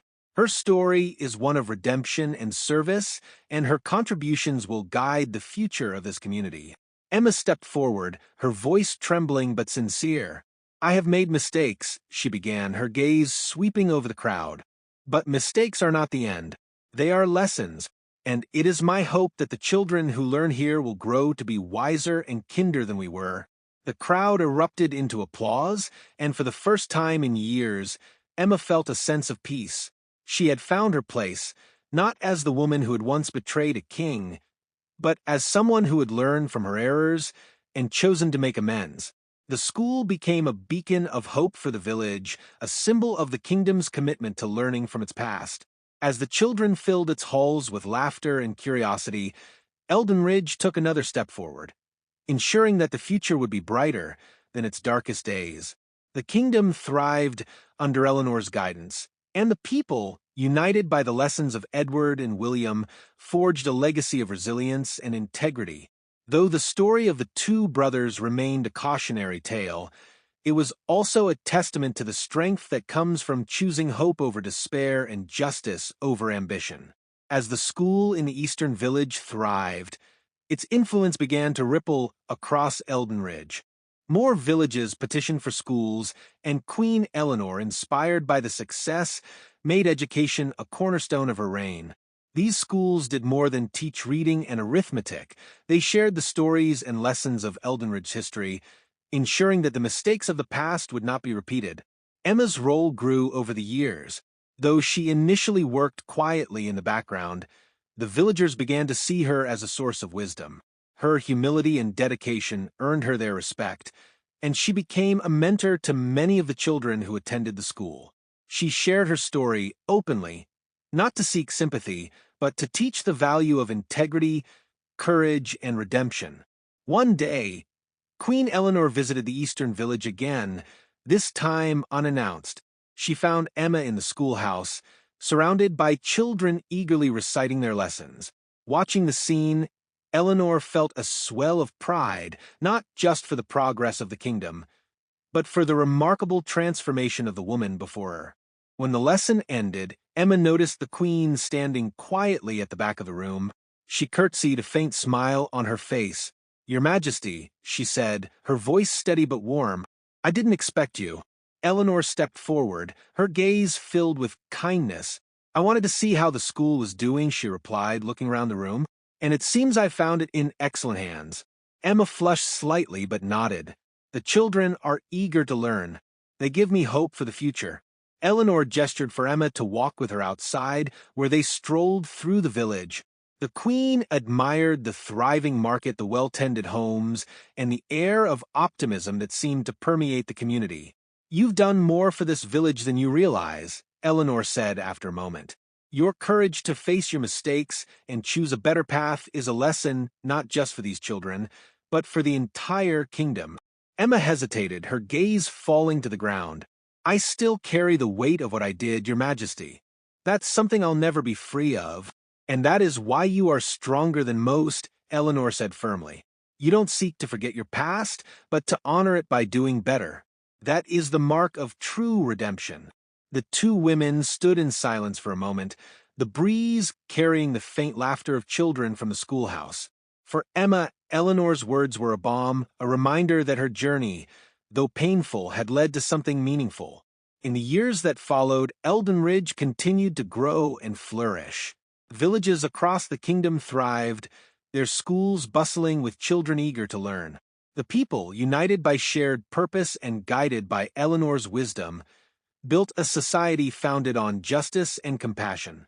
The tale of Edward and William became not just a story of caution, but a symbol of the resilience and strength of Eldenridge's people. And though their lives had been marked by tragedy, the lessons they left behind ensured that the kingdom would never forget the importance of unity, humility, and the courage to do what was right.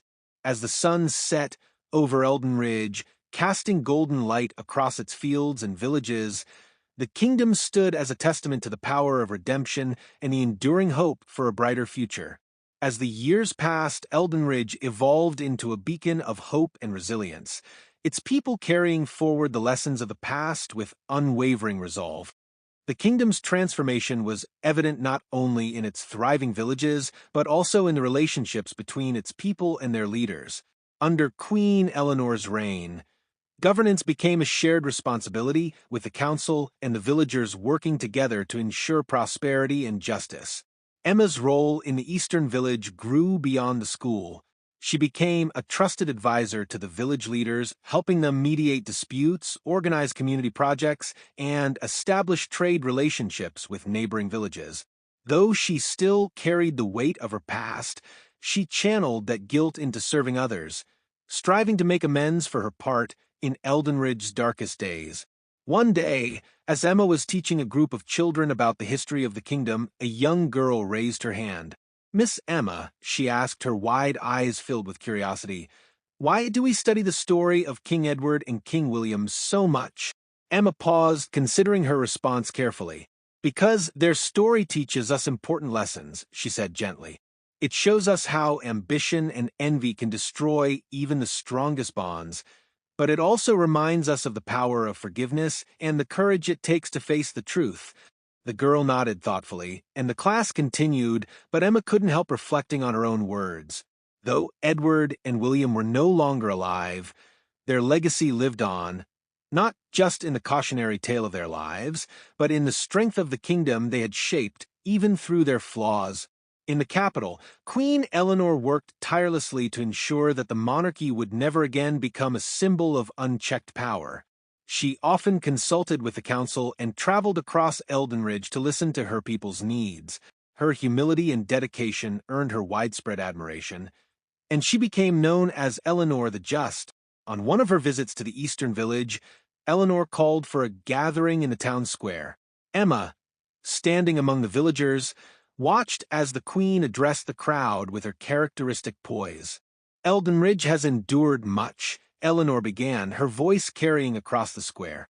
"We have faced betrayal, loss, and hardship, but we have risen stronger because we chose unity over division and compassion over vengeance.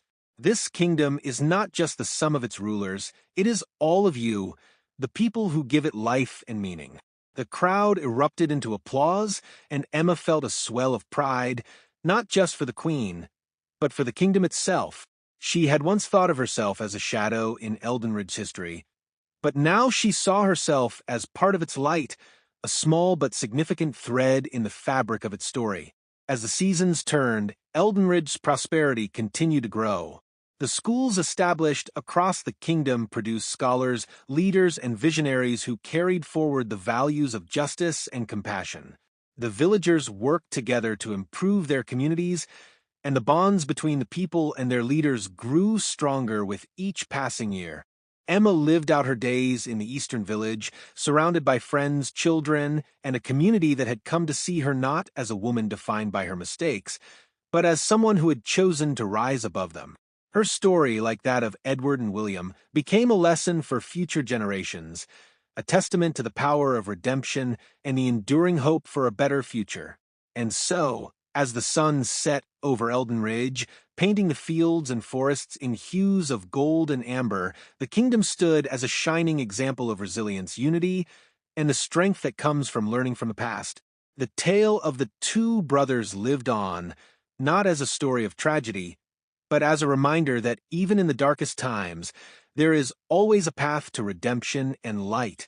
As the years passed, Eldenridge's golden era continued to blossom. Under Queen Eleanor's wise leadership, the kingdom became known throughout the land as a place where justice and community thrived hand in hand. Eldenridge became a hub of learning and trade, attracting scholars, merchants, and adventurers from distant lands who sought to experience its unique harmony. The schools, which had started as a simple vision in one village, now spanned the entire kingdom. Education became a cornerstone of society, ensuring that every child, regardless of their background, had the opportunity to learn. These schools taught more than reading, writing, and arithmetic. They taught the lessons of the past, including the cautionary tale of Edward and William. Emma's influence in her village and beyond continued to grow. Though she shied away from the limelight, her story became one of quiet inspiration. Villagers often sought her advice, not just on practical matters, but on moral dilemmas. Her ability to listen without judgment and offer thoughtful counsel made her a trusted figure in the community. One day, Emma received an unexpected visitor, a young woman who introduced herself as Queen Eleanor's emissary. The woman brought with her a letter sealed with the royal crest. Emma opened the letter with trembling hands. It was an invitation. Queen Eleanor requested her presence at the palace once more, this time to attend a council meeting as a guest of honor. At first, Emma hesitated. She had grown accustomed to her quiet life in the village and worried about revisiting the place where her darkest actions had taken root.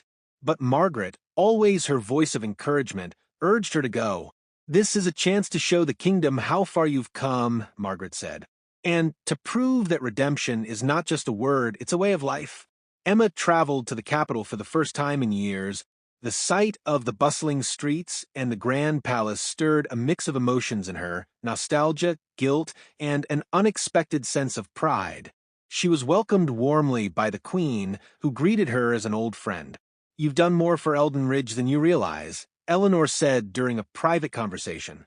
"Your courage to speak the truth saved this kingdom from ruin. Now it's time the people see how far we've come because of individuals like you." The council meeting was unlike anything Emma had expected. Instead of the formality and tension she remembered from her earlier days at the palace, there was a sense of collaboration and openness. Council members discussed policies with input from representatives of various villages, ensuring that every voice was heard. When it was Emma's turn to speak, she hesitated, feeling the weight of the moment. But as she looked around the room, she saw faces filled with encouragement, including Eleanor's. "I am not a leader," Emma began, her voice steady but humble. "But I am someone who has learned from her mistakes. Eldenridge taught me that no matter how far we fall, there is always a way back, if we choose to take it. This kingdom is proof of that. Together, we have built something stronger, something better than any one person could have done alone." The room erupted into applause, and for the first time, Emma felt the full weight of her redemption. She wasn't defined by her past anymore, she was part of the future. As she returned to her village, Emma carried with her a sense of peace she had never known. The kingdom had forgiven her, but more importantly, she had begun to forgive herself. Her story, like Eldenridge's, was one of resilience, growth, and hope. And so, as the years turned into decades, Eldenridge continued to thrive. The kingdom's legacy became one of unity, justice, and the strength to learn from its past.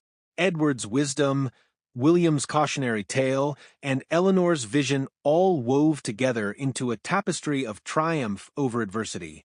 The story of Eldenridge, told in schools and sung in ballads, became not just a history but a promise, a reminder that even in the darkest times, light can prevail and redemption is always within reach. As Emma aged gracefully in the eastern village, her story became woven into the fabric of Eldenridge's history. The school she helped nurture flourished, producing students who grew to become leaders, scholars, and visionaries. Children would often gather around her, eager to hear her wisdom and the stories she told, stories of courage, mistakes, and the strength it took to rise again. Though her hands grew frail and her steps slower, Emma never stopped giving to her community. She found joy in seeing the children she had taught grow into thoughtful adults, carrying forward the values of integrity and service that had become central to Eldenridge's identity. One autumn morning, Queen Eleanor sent a message to Emma, this time inviting her to a special ceremony in the capital. Emma hesitated, unsure if her body could endure the journey, but her heart swelled with curiosity and gratitude. Margaret, ever by her side, encouraged her to go. "You've given so much to this kingdom," Margaret said. "It's only right that they honor you." When Emma arrived in the capital, she was greeted with warmth and admiration. The streets were adorned with banners, and the people gathered to celebrate the occasion, a day to honor Eldenridge's heroes, past and present. The ceremony was held in the grand hall of the palace, where Edward's portrait hung alongside a new addition. A painting of Emma, seated among children in the schoolhouse, her face serene and wise. The sight brought tears to her eyes. Queen Eleanor stepped forward, her voice carrying over the gathered crowd. "Today, we honor those who have shaped Eldenridge, not just through victories, but through the lessons they have taught us. Emma, your courage to face your past and dedicate yourself to the future of this kingdom has inspired generations. You remind us all that redemption is not only possible but essential." The hall erupted into applause as Eleanor presented Emma with a medal crafted from gold and sapphire, symbolizing wisdom and resilience. Emma accepted it with trembling hands, overwhelmed by the moment. "I am no hero," Emma said, her voice quiet but steady. "I am simply someone who learned from my mistakes. It is this kingdom that gave me the chance to atone, and for that I am forever grateful. Let us never forget that our strength lies in our unity, our compassion, and our willingness to forgive." The crowd stood in ovation, and in that moment Emma felt a deep sense of peace. She was no longer the woman defined by her betrayal, but someone who had helped rebuild what had once been broken. As Emma returned to her village, the sunset bathed Eldenridge in golden light. The fields stretched endlessly, and the laughter of children echoed in the air. She sat in her garden, the medal in her hand, and closed her eyes, feeling the gentle breeze of a kingdom at peace. Eldenridge continued to thrive, its people united by the lessons of its history and the hope of its future. The legacy of Edward, William, Eleanor, and Emma became immortalized in tales passed from generation to generation. A reminder that even in the face of darkness, light and redemption can prevail. And so, as the seasons turned and time moved forward, the kingdom of Eldenridge stood as a testament to resilience, forgiveness, and the enduring power of hope. Emma's twilight years in the eastern village were marked by a profound sense of peace and fulfillment. She became a symbol of resilience, her life a testament to the power of redemption and service. Villagers often sought her wisdom, whether for guidance in disputes or simply to listen to the stories she told with warmth and humility. The school she had helped build continued to flourish, expanding to include not only children but adults eager to learn and improve their lives. Emma was particularly proud of the generation of teachers who had once been her students, now guiding others with the same care and integrity she had instilled in them. As the years turned into decades, Emma's presence became an integral part of the village's identity. Festivals were held in her honor, and children sang songs about the wise Lady of the East, a title that made her laugh despite herself. The lessons she imparted stretched far beyond the village, carried by those who visited or corresponded with her to other corners of Eldenridge. Queen Eleanor often wrote to Emma, sharing news of the kingdom's progress and thanking her for her enduring contributions. The two women, though separated by distance, maintained a bond built on mutual respect and shared values. In her letters, Eleanor often mentioned how the story of Edward and William was taught in schools and discussed in council chambers as a reminder of the kingdom's resilience. On a crisp spring morning, as the flowers bloomed and the air carried the gentle hum of bees, Emma sat in her garden, reflecting on the life she had lived. Margaret, now older but as spirited as ever, joined her with a steaming cup of tea. "You've done so much, Emma," Margaret said, her voice soft but firm. "More than anyone could have asked for. Emma smiled, her eyes filled with gratitude. It wasn't just me. It was the kingdom, the people, and Queen Eleanor. They gave me a chance to make things right. Margaret nodded, her gaze drifting to the horizon. It's a beautiful world we've built, isn't it? It is, Emma agreed, and I'm glad I was able to see it. That evening, as the sun dipped below the hills and painted the sky in hues of orange and pink, Emma passed away peacefully in her sleep.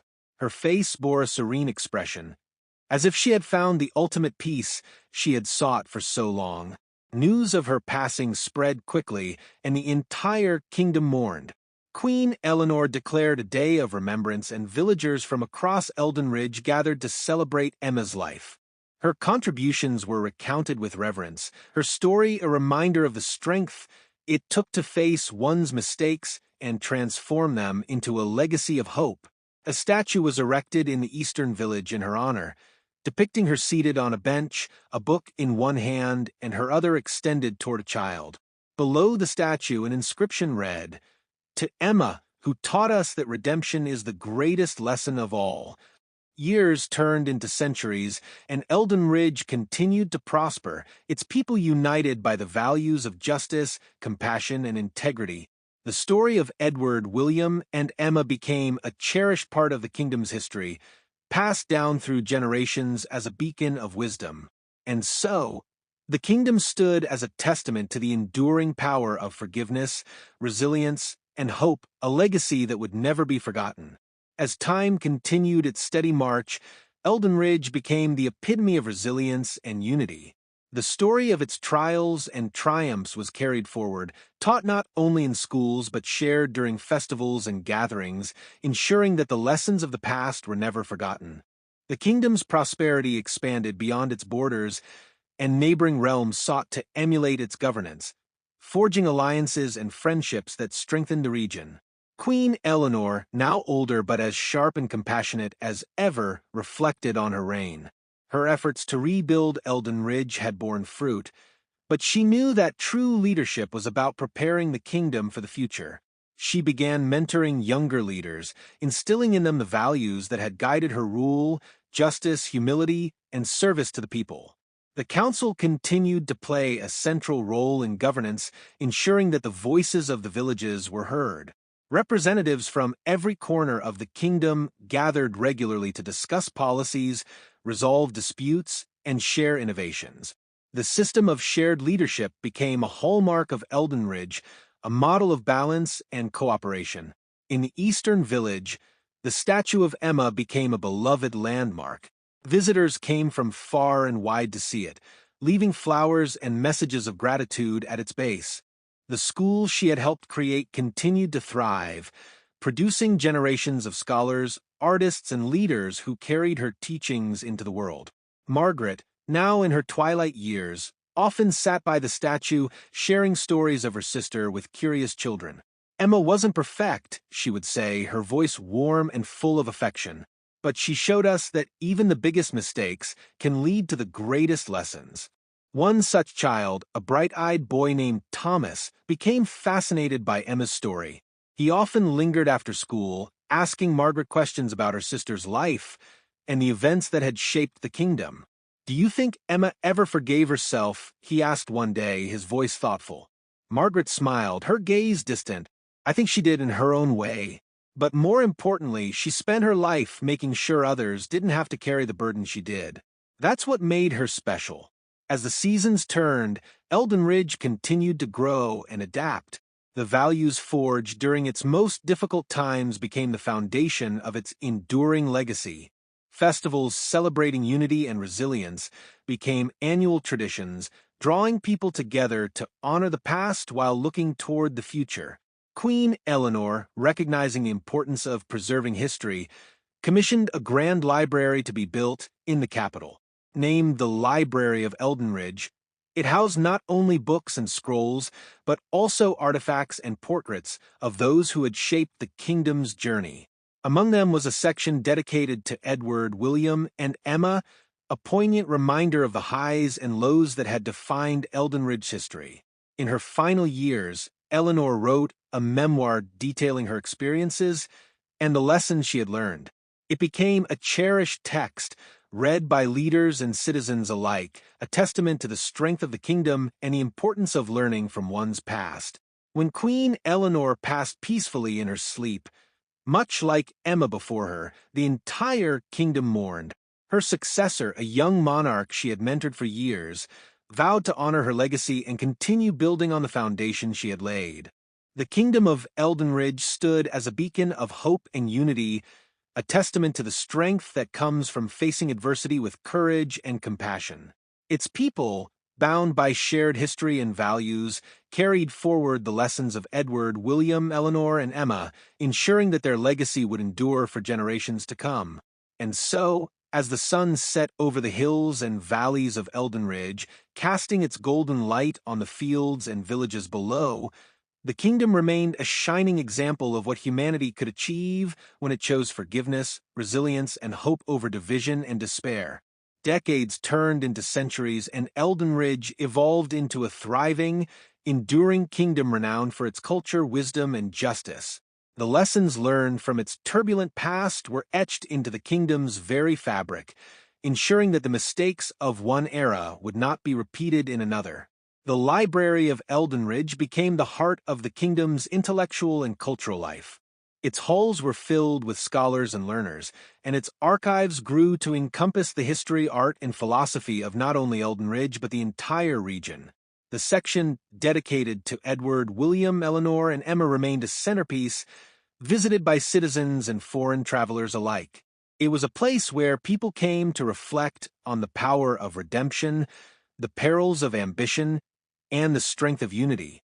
The village where Emma had lived became a symbol of transformation and resilience. What had once been a quiet, unremarkable settlement blossomed into a thriving hub of innovation and community. Emma's school expanded into an academy, attracting students from across the kingdom. The statue of Emma, weathered but standing proud, became a place of pilgrimage for those seeking inspiration. One such visitor was Thomas, now an accomplished teacher and writer. As a boy, he had been captivated by Emma's story, and as a man, he dedicated his life to preserving it for future generations. Sitting by the statue one crisp morning, he began writing the final pages of a book that had taken him years to complete, The Legacy of Eldenridge, a story of redemption and resilience. His words flowed easily, filled with the lessons he had learned from Emma, Eleanor, and the kingdom itself. He wrote of Edward's wisdom, William's ambition, Eleanor's justice, and Emma's redemption. He described how their lives, though marked by tragedy and triumph, wove together to create a kingdom that stood as a beacon for all. When the book was published, it became an instant classic, not only in Eldenridge but in neighboring kingdoms.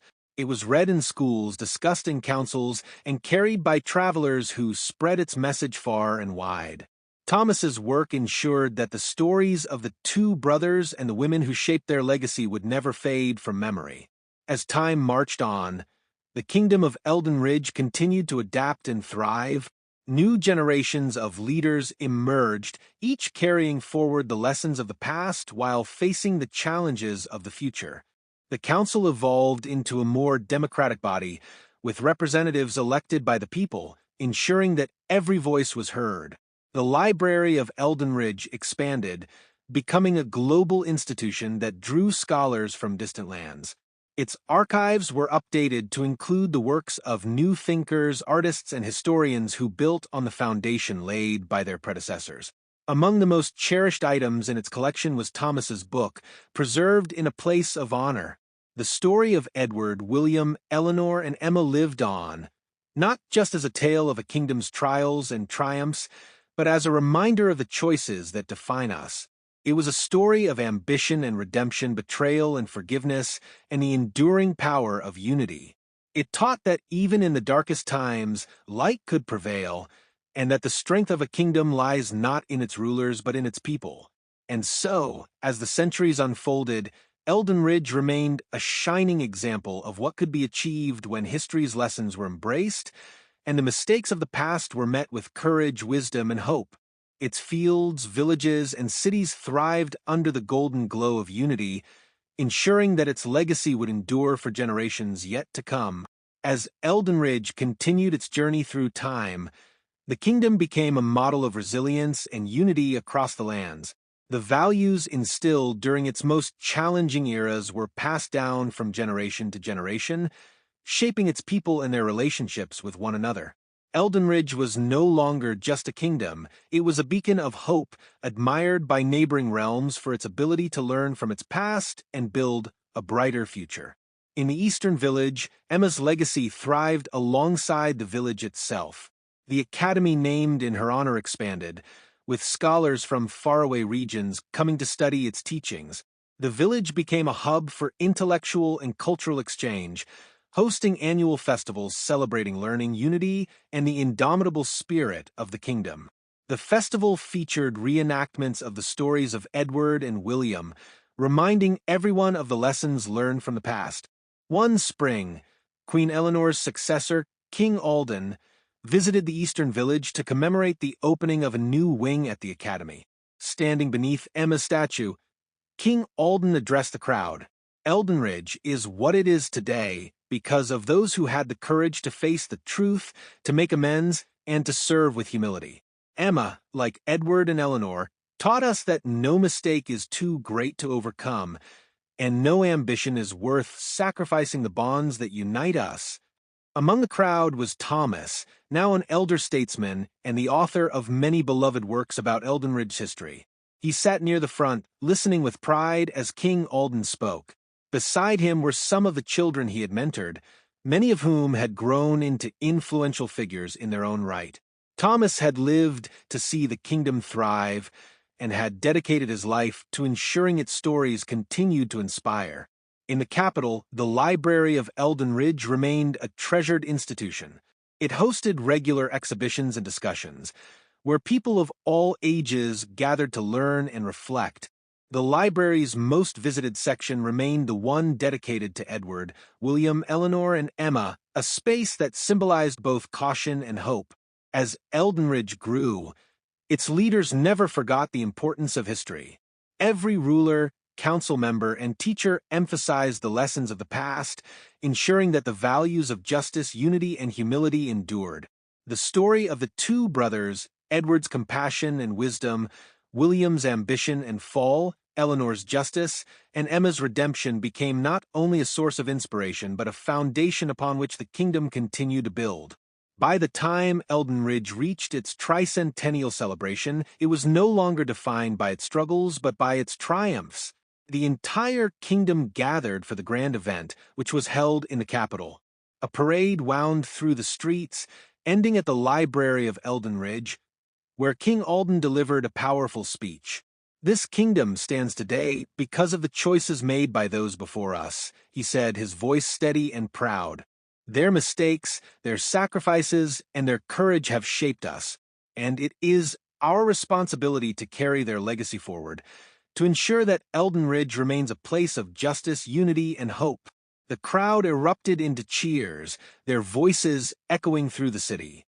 Among them were villagers, scholars, and travelers, all united by the shared identity of Eldenridge, a kingdom that had risen from its darkest days to shine as a beacon for the world. This celebration marked the culmination of Eldenridge's journey, a testament to its people's resilience and the enduring lessons of its history. We've come to the end of this story. If you enjoyed it, please subscribe to my channel and share to loved ones. Thank you very much.